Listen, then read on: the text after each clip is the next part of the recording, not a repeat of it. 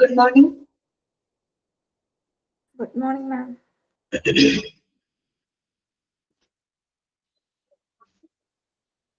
Okay, എല്ലാവർക്കും good morning. Now, എല്ലാവരും ചായക്ക് കുറിച്ച് എല്ലാവരും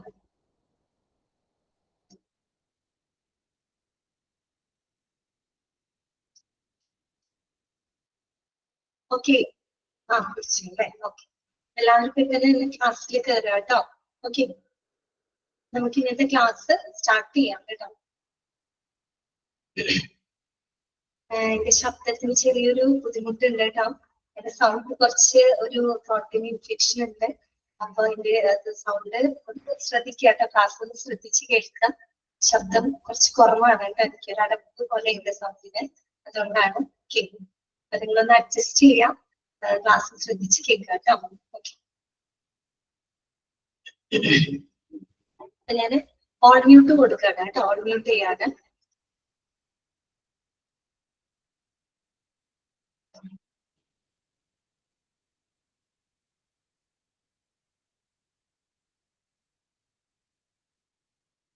അപ്പോ കഴിഞ്ഞ ദിവസത്തെ ക്ലാസ്സിൽ നമ്മൾ എന്താണ് പഠിച്ചത്?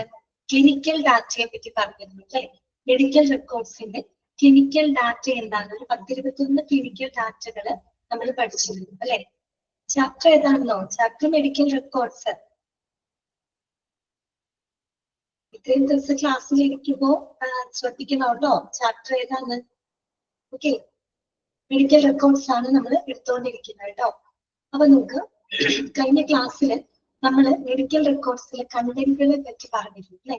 കണ്ടന്റിനകത്ത് നമ്മൾ 2 കാറ്റഗറി ആയിട്ട് തിരിച്ചു. ഒന്ന് ഏതാണ്? ഡാറ്റ റിലേറ്റഡ് വിത്ത് അഡ്മിനിസ്ട്രേഷൻ, ആ ഒരു വിഭാഗം നമ്മൾ കണ്ടിരുന്നു. രണ്ടാമത്തെ കാറ്റഗറി എന്ന് പറയുന്നത് ക്ലിനിക്കൽ ഡാറ്റയാണ് അല്ലെ? അതിനകത്ത് വരുന്ന ഒരു 10-21 ക്ലിനിക്കൽ ഡാറ്റാസ് നമ്മൾ കഴിഞ്ഞ ക്ലാസ്സിൽ കംപ്ലീറ്റ് ചെയ്തിരുന്നു. ഓക്കെ, പിന്നെ നമ്മൾ കണ്ടത് അസംബ്ലിംഗ് ഓഫ് മെഡിക്കൽ റെക്കോർഡ്സ് ആണ്. അതായത് മെഡിക്കൽ റെക്കോർഡ്സിലെ കണ്ടന്റുകൾ ഏതെല്ലാം രീതിയിലാണ് നമ്മൾ അസംബിൾ ചെയ്യുന്നത് അല്ലെ? അസംബിൾ ചെയ്യുന്നതിന് എന്തുണ്ട്? ഒരു അറേഞ്ച്മെന്റ് ഉണ്ട് അല്ലെ? അതിനെ പറ്റി നമ്മൾ പഠിച്ചിരുന്നു. ഇതൊക്കെയായിരുന്നു ആ അറേഞ്ച്മെന്റ്. ഏതൊക്കെയായിരുന്നു? ഒന്ന് ഔട്ട്പേഷ്യന്റ്, പിന്നെ കറസ്പോണ്ടൻസ്, ഇൻവെസ്റ്റിഗേഷൻസ്, ഇൻപേഷ്യന്റ്. ഓക്കെ, ആ ഒരു രീതിയിലാണ് നമ്മൾ എന്ത് ചെയ്യുന്നത്? മെഡിക്കൽ റെക്കോർഡ്സിലെ ഫോമുകളെ നമ്മൾ അസംബിൾ ചെയ്യുന്നത് അല്ലെ? പരസ്പരം നമ്മൾ അറേഞ്ച് ചെയ്യുന്നതിന് ഒരു ഓർഡർ നമ്മൾ പറഞ്ഞു. അതിൽ ഓരോ കാറ്റഗറിക്കകത്തും എന്തെല്ലാം ഫോമുകളാണ് ഉൾപ്പെടുന്നത് എന്നുള്ളതും നമ്മൾ കഴിഞ്ഞ ക്ലാസ്സിൽ കണ്ടിരുന്നു. ഓക്കെ, ഇന്ന് നമ്മൾ പറഞ്ഞു നിർത്തിയത് ഫയലിംഗ് മെത്തേഡ് ആണ് അല്ലെ? അത് വളരെ ഇമ്പോർട്ടന്റ് ആണ്. Filing and storage method of medical records കേട്ടോ. മെഡിക്കൽ റെക്കോർഡ്സ് ഏതെല്ലാം രീതിയിലാണ് നമ്മൾ ഫയൽ ചെയ്യുന്നതും സ്റ്റോർ ചെയ്യുന്നതും. പ്രധാനമായിട്ട് 5 ടൈപ്പാണ്, 5 രീതിയിലാണ് നമ്മൾ മെഡിക്കൽ റെക്കോർഡ്സ് ഫയൽ ചെയ്ത് സൂക്ഷിക്കുന്നത്. ഓക്കെ, നിങ്ങൾക്ക് സൗണ്ട് കേൾക്കാൻ പറ്റുന്നെങ്കിൽ എന്റെ സൗണ്ട് ഓക്കെ ആണോ നിങ്ങൾക്ക്? പറയുന്ന കാര്യങ്ങള് ക്ലിയർ ആകുന്നുണ്ടോ? ഓക്കെ, ഒരു മിനിറ്റ് ഇട്ടോ, ഞാൻ കുറച്ച് സൗണ്ട് കൂട്ടിയിട്ടെ.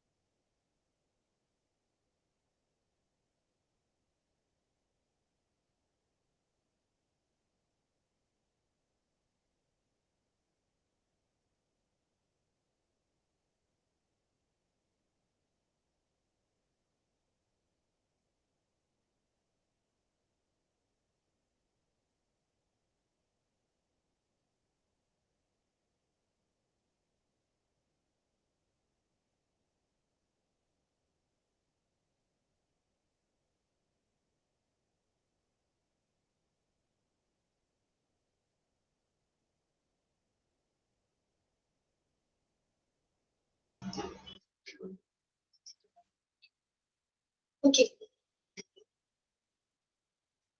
അപ്പൊ നമ്മള് അതിനകത്ത് 5 ടൈപ്പ് ഓഫ് ഫയലിംഗ് മെത്തേഡ്സ് ആണ് ഉള്ളത്. 5 ടൈപ്പ് വളരെ ഇമ്പോർട്ടന്റ് ആണ്. അത് നിങ്ങൾ പഠിക്കുന്ന സമയത്ത് പ്രത്യേകം ഫോക്കസ് ചെയ്ത് പഠിക്കാം കേട്ടോ. ഏതൊക്കെയാണ് 5 ടൈപ്പ് നമ്മൾ പറഞ്ഞത്? ഒന്നാമത്തത് serial numbering and filing system അല്ലെ? രണ്ടാമത്തെ എന്താണ്? Unit numbering and filing system. മൂന്നാമത്തത് സ്ട്രെയിറ്റ് ന്യൂമറിക് ഫയലിംഗ്. നാലാമത്തത് terminal digit filing. And last one middle digit filing. ഏതൊക്കെയാണ് 5 ടൈപ്പ് നമ്മൾ പറഞ്ഞത്?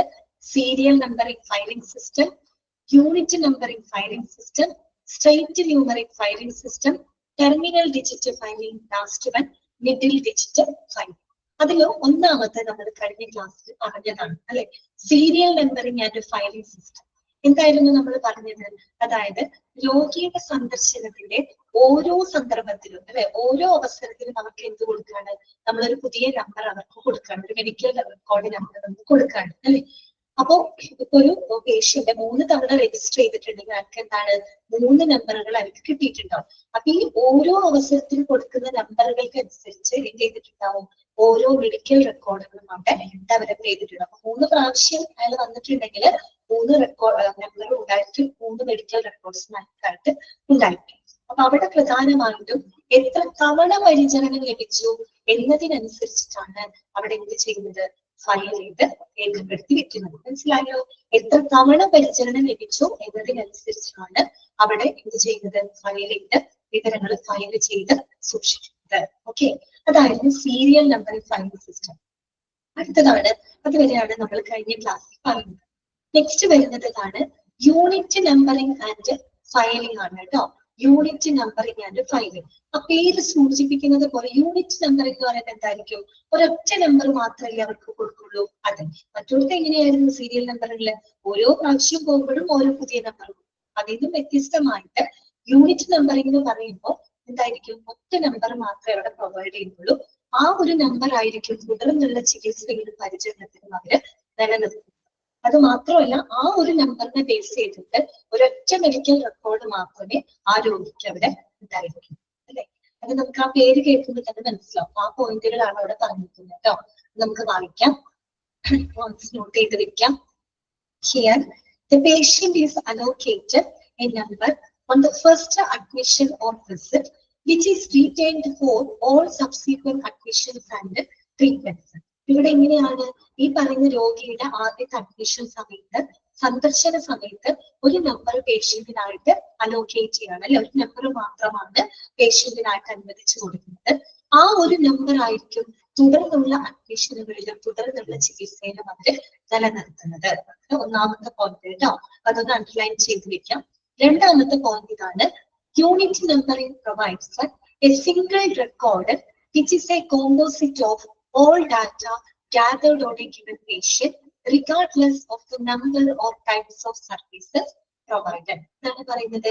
ഒരു യൂണിറ്റ് നമ്പറിംഗ് ആകുമ്പോൾ അവിടെ ഒരൊറ്റ റെക്കോർഡ് മാത്രമാണ് അവിടെ പ്രൊവൈഡ് ചെയ്യുന്നത്. അതായത് രോഗിയിൽ നിന്നും ശേഖരിച്ചിട്ടുള്ള എല്ലാ വിവരങ്ങളും ഒരുമിച്ച് അല്ലെ സംയോജിപ്പിച്ച് ഗ്യാദർ ചെയ്തിട്ട് ഒരൊറ്റ മെഡിക്കൽ റെക്കോർഡ് മാത്രമായിരിക്കും ആ ഒരു ഫയലിംഗ് സിസ്റ്റത്തിനകത്ത് എന്ത് ചെയ്യുന്നത്? പ്രൊവൈഡ് ചെയ്യുന്നത്. അവിടെ എന്തിനെ പരിഗണിക്കുന്നില്ല? എത്ര തവണ പരിചരണം ലഭിച്ചു, ഏത് തരത്തിലുള്ള പരിചരണം ലഭിച്ചു എന്നതിനെ അവിടെ പരിഗണിക്കുന്നില്ല. മനസ്സിലായോ? അതാണ് സീരിയൽ നമ്പറിംഗിനുള്ള വ്യത്യാസം. Okay, regardless of the number or types of services provided അല്ലെ, എത്ര തവണ പരിചരണം ലഭിച്ചു, ഏത് തരത്തിലുള്ള പരിചരണം ലഭിച്ചു എന്നതിനെ പരിഗണിക്കാതെ ഒരൊറ്റ നമ്പർ, അത് പറയുന്ന ആദ്യത്തെ അഡ്മിഷൻ സമയത്തോ വിസിറ്റിംഗ് സമയത്തോ ഒരേ ഒരു നമ്പർ ആണ് കൊടുക്കുന്നത്. ആ ഒരു നമ്പറിനെ ബേസ് ചെയ്തുകൊണ്ട് ഒരൊറ്റ മെഡിക്കൽ റെക്കോർഡ് മാത്രമാണ് അവിടെ ഉണ്ടായിരിക്കുക.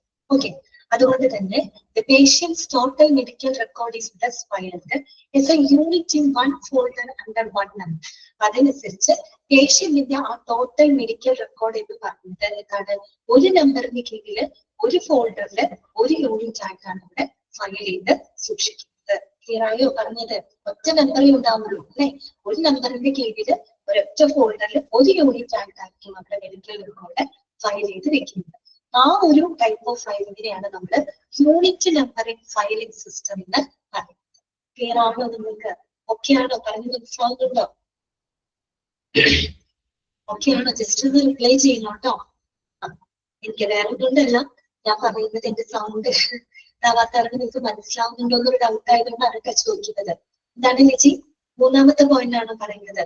ഇതാണ്, the patient's total medical record is best filed as a unit in one folder under one number. അതായത് ഒരൊറ്റ നമ്പറിന്റെ കീഴിൽ ഒരു മെഡിക്കൽ റെക്കോർഡ് നമ്പർ മാത്രമേ ഉണ്ടാവുള്ളൂ. മനസ്സിലായോ?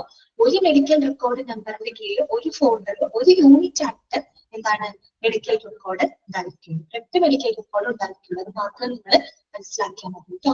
അതിനകത്ത് ആ രോഗിയിൽ നിന്ന് കളക്ട് ചെയ്തിട്ടുള്ള എല്ലാ വിവരങ്ങളും ആ ഒരു റെക്കോർഡിനകത്ത് ശേഖരിക്കും. മറ്റേ സീരിയൽ നമ്പർ എങ്കിലും എന്തായിരുന്നു വ്യത്യാസമുണ്ട് അല്ലെ?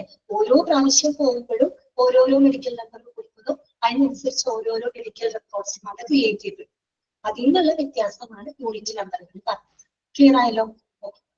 അടുത്തത് കേട്ടോ, മൂന്നാമത്തെ ടൈപ്പ് ഓഫ് ഫയലിംഗ് സിസ്റ്റം എന്ന് പറയുന്നത് സ്ട്രെയിറ്റ് ന്യൂമറിക് ഫയലിംഗ് ആണ് കേട്ടോ. എന്താണ് സ്ട്രെയിറ്റ് ന്യൂമറിക് ഫയലിംഗ്? എന്തായിരിക്കും പേരിൽ നിന്ന് പേജിന്റെ പേര് കേൾക്കുമ്പോൾ തന്നെ നമുക്ക് ഗസ് ചെയ്യാനായിട്ട് പറ്റില്ല കേട്ടോ. സ്ട്രെയിറ്റ് ന്യൂമറിക് എന്ന് പറയുമ്പോൾ എന്തായിരിക്കും ഉദ്ദേശിക്കുന്നത്? കോൺസിക്യൂട്ടീവ് ആയിട്ടുള്ള നമ്പേഴ്സ് ആണ് കേട്ടോ. അതായത് സ്ട്രെയിറ്റ് ആയിട്ടുള്ള നമ്പേഴ്സ്, ദാറ്റ് മീൻസ് കോൺസിക്യൂട്ടീവ് ആയിട്ടുള്ള നമ്പേഴ്സ് എന്ന് വെച്ചാൽ തുടർച്ചയായിട്ടുള്ള നമ്പേഴ്സ് ആയിരിക്കും. മനസ്സിലായോ? ആ ഒരു ഐഡിയ നമുക്ക് ആ പേരിൽ തന്നെ കിട്ടും. ഓക്കെ, സ്ട്രെയിറ്റ് ന്യൂമറിക് എന്ന് പറയുമ്പോൾ സ്ട്രെയിറ്റ് ആയിട്ടുള്ള നമ്പേഴ്സ്, ദാറ്റ് മീൻസ് കോൺസിക്യൂട്ടീവ് ആയിട്ടുള്ള തുടർച്ചയായിട്ടുള്ള നമ്പേഴ്സുകളായിരിക്കും അവിടെ ഉപയോഗിക്കുന്നത്. അത് നിങ്ങളുടെ മനസ്സിലാക്കുക. ഇനി നമുക്ക് വായിക്കാം. Straight numeric means to the filing of records in accurate chronological order as per to medical record number. Okay, ഇത് അണ്ടർലൈൻ ചെയ്തിരിക്കാം കേട്ടോ. എന്താണ് പറയുന്നത്? മെഡിക്കൽ റെക്കോർഡ് നമ്പറിനനുസരിച്ച് കൃത്യമായിട്ടുള്ള ക്രോണോളജിക്കൽ ഓർഡറിൽ റെക്കോർഡ്സുകൾ ഫയൽ ചെയ്ത് വെക്കുന്ന രീതിയാണ് ഇത് സ്ട്രെയിറ്റ് ന്യൂമറിക് ഫയലിംഗ് എന്ന് പറയുന്നത്. എന്തിന്റെ ബേസ് ചെയ്തിട്ടാണ്? മെഡിക്കൽ റെക്കോർഡ് നമ്പറിനനുസരിച്ച് അല്ലെ? മെഡിക്കൽ റെക്കോർഡ് നമ്പറിനനുസരിച്ച് കൃത്യമായിട്ടുള്ള കാലക്രമത്തിനനുസരിച്ച് അല്ലെ ക്രോണോളജിക്കൽ ഓർഡറിൽ റെക്കോർഡ്സുകൾ ഫയൽ ചെയ്ത് വെക്കുന്ന സിസ്റ്റമാണ്. ആ ഒരു രീതിയാണ് എന്തെന്ന് പറയുന്നത് സ്ട്രെയിറ്റ് ന്യൂമറിക് ഫയലിംഗ് എന്ന് പറയുന്നത്. ഓക്കെ, അപ്പൊ അതൊന്ന് അണ്ടർലൈൻ ചെയ്ത് വെക്കാം കേട്ടോ. പിന്നെ എങ്ങനെയാണ്? Here the records consecutively numbered appear in sequence on the file shelfs എന്നാണ് പറയുന്നത്. അതായത് ഇവിടെ എങ്ങനെയാന്ന് വെച്ചാൽ തുടർച്ചയായിട്ട് അക്കമിട്ട നമ്പറുകൾ അല്ലെ, തുടർച്ചയായിട്ടുള്ള അക്കമിട്ട നമ്പറുകൾ അത്തരം ഫയലുകൾ നമുക്ക് ഷെൽഫിൽ എന്ത് ചെയ്യാൻ പറ്റും?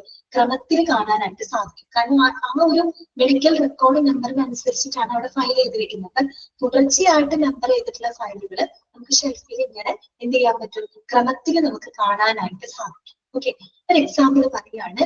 The following 4 medical records would be filed as. ഒരു 4 മെഡിക്കൽ റെക്കോർഡ്സ് തന്നേക്കാണ്. അതിന്റെ നമ്പർ ഒന്ന് നിങ്ങൾ ശ്രദ്ധിച്ചാൽ മനസ്സിലാവും.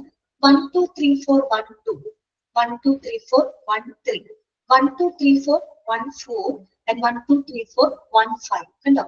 ഈ കോൺസിക്യൂട്ടീവ് ആയിട്ടുള്ള നമ്പേഴ്സ് ആണ് വരുന്നത്. 1 2 3 4 1 2, 1 2 3 4 1 3, 1 2 3 4 1 4. അപ്പൊ എന്താണ് അവിടെ? മെഡിക്കൽ റെക്കോർഡ് നമ്പറിനനുസരിച്ച് കൃത്യമായിട്ടുള്ള ഒരു ക്രമത്തിലാണ്, ഒരു കോൺസിക്യൂട്ടീവ് ആയിട്ടുള്ള നമ്പേഴ്സ് ആണ് അല്ലെ. 1 2 3 4 എന്ന് പറയുമ്പോൾ തുടർച്ചയായിട്ടുള്ള അക്കമിട്ട നമ്പേഴ്സ് ആണ് അല്ലെ. അപ്പൊ അങ്ങനെയുള്ള ഫയലുകൾ ക്രമത്തിൽ നമുക്ക് ഷെൽഫിൽ കാണാനായിട്ട് സാധിക്കും.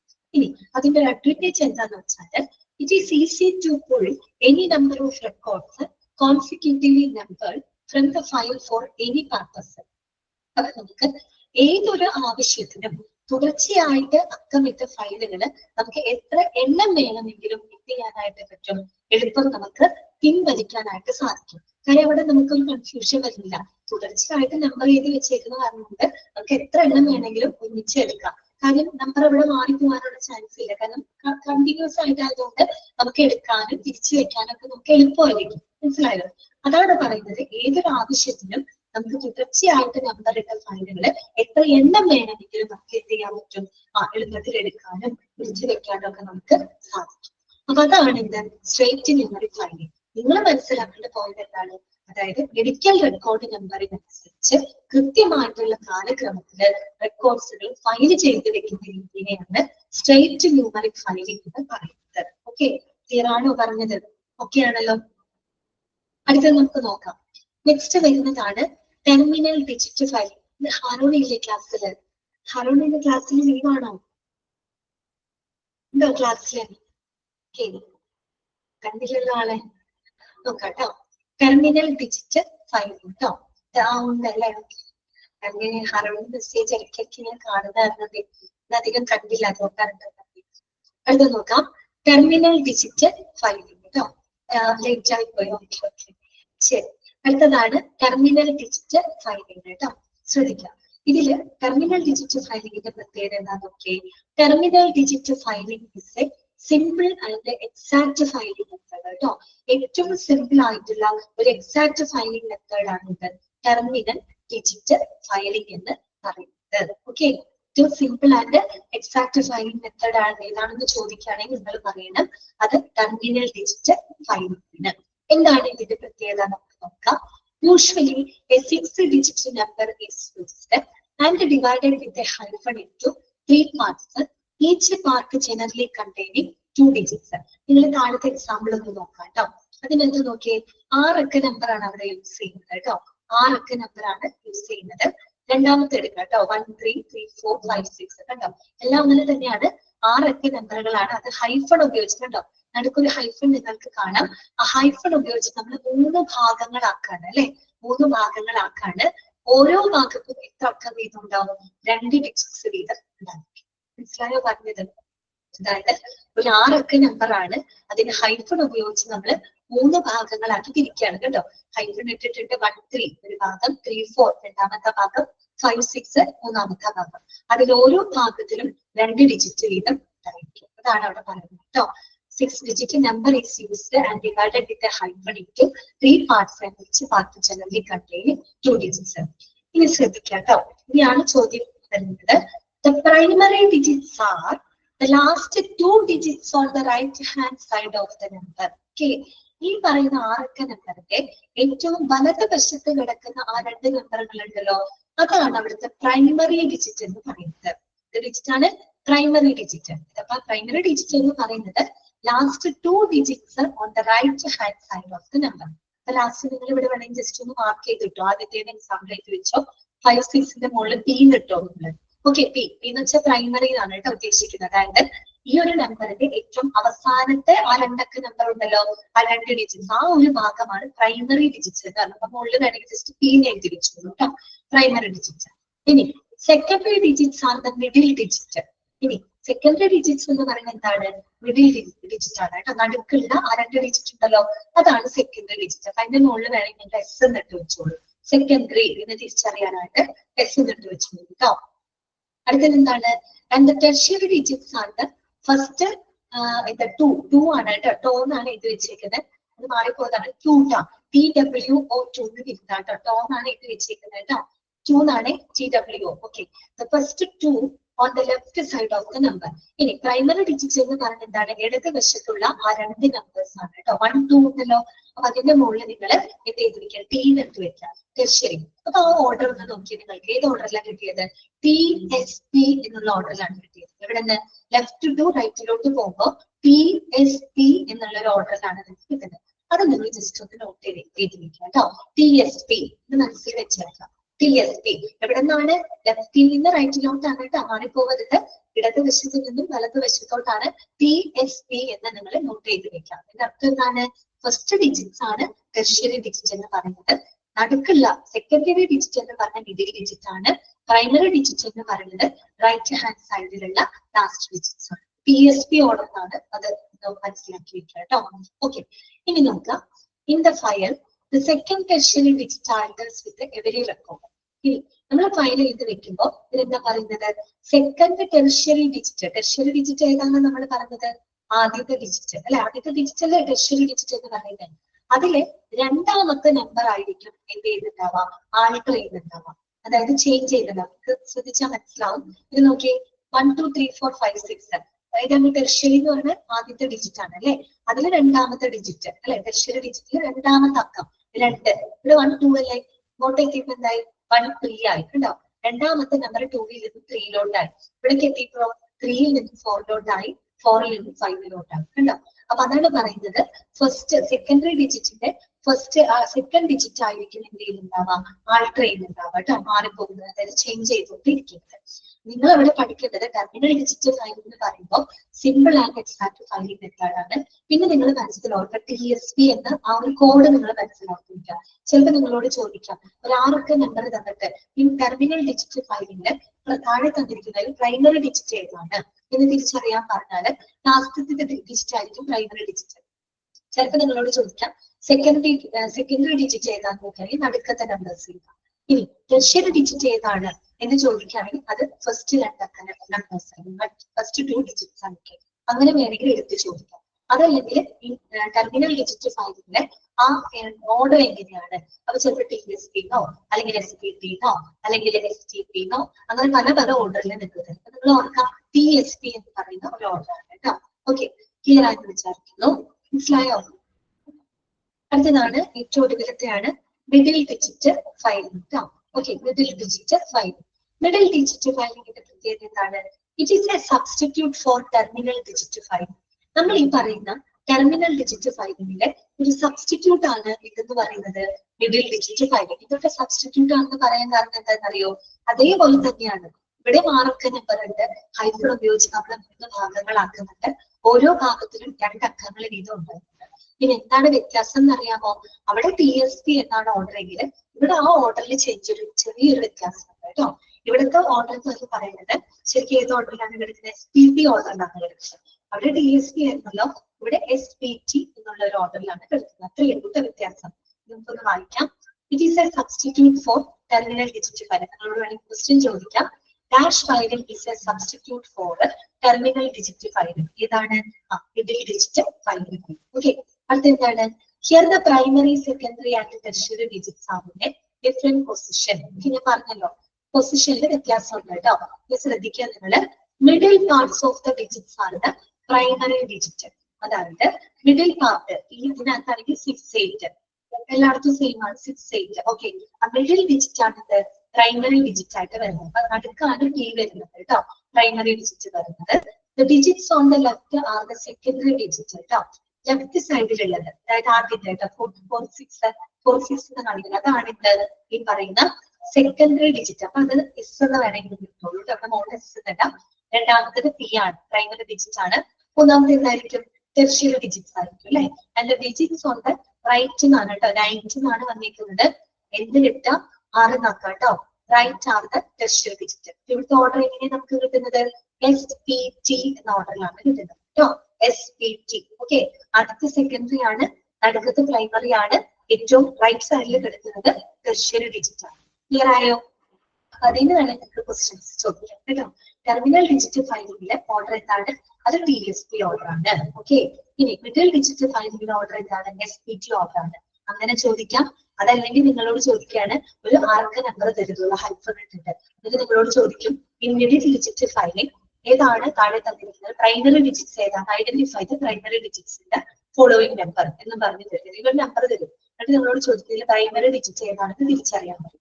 ഏതായിരിക്കും? നടുക്കത്തെ നമ്പർ ആണ്. ആ നമ്പർ ഏതാണെന്ന് വെച്ചാൽ കറക്റ്റ് ഓപ്ഷൻ നോക്കി ക്ലിക്ക് ചെയ്യും. ഓക്കെ, ആ രീതിയിൽ മാത്രം ക്വസ്റ്റ്യൻ. ഇത്രയാണ് നമ്മൾ പഠിച്ച 5 ടൈപ്പ് ഓഫ് ഫയലിംഗ്. ഇതൊക്കെ നമ്മൾ പഠിച്ചത് serial numbering filing, unit numbering filing, പിന്നെ ഏതാ നമ്മൾ പറഞ്ഞത്? അതായത് straight numeric filing, middle digit filing, last one terminal digit filing. Clear ആയോ? ഓരോന്നിന്റെ പ്രത്യേകത മനസ്സിലായോ? അപ്പൊ ഇത് ഇങ്ങനെയും ചോദിക്കാം. ഏതെങ്കിലും ഒരു പ്രത്യേകത തരും. ഇതിൽ ഏതെങ്കിലും ഒരു പ്രത്യേകത വന്നിട്ട് ഇത് ഏത് ടൈപ്പ് ഓഫ് ഫയലിംഗ് ആണ് എന്ന് വേണമെങ്കിൽ നിങ്ങളോട് ചോദിക്കാം. അപ്പൊ നിങ്ങളോട് ചോദിക്കാണ് മെഡിക്കൽ റെക്കോർഡ് നമ്പർ അനുസരിച്ച് കൃത്യമായിട്ടുള്ള ക്രോണോളജിക്കൽ ഓർഡറിലുള്ള ഫയലിംഗ് സിസ്റ്റം ഏതാണ്? അപ്പൊ ഓപ്ഷൻസിനകത്ത് സീരിയൽ നമ്പറിംഗ് ഉണ്ടാവും, യൂണിറ്റ് നമ്പറിംഗ് ഉണ്ടാവും, സ്ട്രേറ്റ് ന്യൂമറിക് ഉണ്ടായിരിക്കും, മിഡിൽ ഡിജിറ്റ് ഉണ്ടാക്കി. ഏതാണ് correct answer? Straight numeric filing ആണ് അല്ലെ. അതേസമയം ഒരൊറ്റ മെഡിക്കൽ റെക്കോർഡ് നമ്പറിന് കീഴിൽ ഒരു ഫോൾഡർ ഒരു യൂണിറ്റ് ആയിട്ട് സ്റ്റോർ ചെയ്തിരിക്കുന്ന ഫയലിംഗ് മെത്തേഡ് ഏതാണ്? യൂണിറ്റ് നമ്പറിംഗ് ആണ്. ഇനി നിങ്ങളോട് ചോദിക്കാണ് എത്ര തവണ പരിചരണം ലഭിച്ചു എന്നതിനനുസരിച്ച് ഫയൽ ചെയ്ത് വെക്കുന്ന രീതി ഏതാണ്? അത് ഏതാണ്? സീരിയൽ നമ്പറിംഗ് ഫയലിംഗ് സിസ്റ്റം ആണ്. ആ രീതിയിൽ ചോദ്യങ്ങൾ പിന്നെ TSP SPT ഓർഡർ ഒന്ന് നോട്ട് ചെയ്ത് വെക്കാം കേട്ടോ. അത് നമ്മുടെ കഴിയാണ് കേട്ടോ. ഓക്കെ, ഫയലിംഗ് മെത്തേഡ് മനസ്സിലാക്കി വിചാരിക്കുന്നു. ഇനി നമുക്ക് അടുത്ത ഭാഗത്തോട്ട് പോവാം. ഏറ്റവും അവസാനത്തെ പോർഷൻ ആണ് കേട്ടോ മെഡിക്കൽ റെക്കോർഡ്. എന്താണെന്ന് അറിയാമോ? ഫോർമാറ്റ് ഓഫ് മെഡിക്കൽ റെക്കോർഡ്സ് കേട്ടോ. ഇതാണ് format of medical records. Medical റെക്കോർഡ്സിന്റെ ഫോർമാറ്റിനെ പറ്റിയാണ് ഇനി നമ്മൾ പഠിക്കാനായിട്ട് പോകുന്നത്. എന്താണ് ഫോർമാറ്റ് എന്ന് പറഞ്ഞാല് നമ്മൾ സാധാരണ ഇപ്പൊ എന്താ പറയാ ഒരു ഫോം ഫിൽ ചെയ്യുന്ന സമയത്ത് അല്ലെങ്കിൽ വേണ്ട നമ്മളൊരു ബയോഡാറ്റ ഒരു CV ഒക്കെ നമ്മൾ പെർട്ടിക്കുലർ പ്രത്യേക ഫോർമാറ്റിലാണ് നമ്മൾ ഫിൽ ചെയ്യുന്നത് അല്ലെ. പല രീതിയിൽ പല ഫോർമാറ്റ് രീതികൾ ഉണ്ടാവും അല്ലെ. നമ്മൾ പറയും ചില ഫോം നമ്മൾ കൊടുക്കുമ്പോൾ ആ ഒരു ഫോർമാറ്റിൽ വേണം നമ്മൾ കൊടുക്കാൻ എന്നൊക്കെ പറയാറുണ്ട്. അത് തന്നെയാണ് ഇവിടെ ഉദ്ദേശിക്കുന്നത് കേട്ടോ.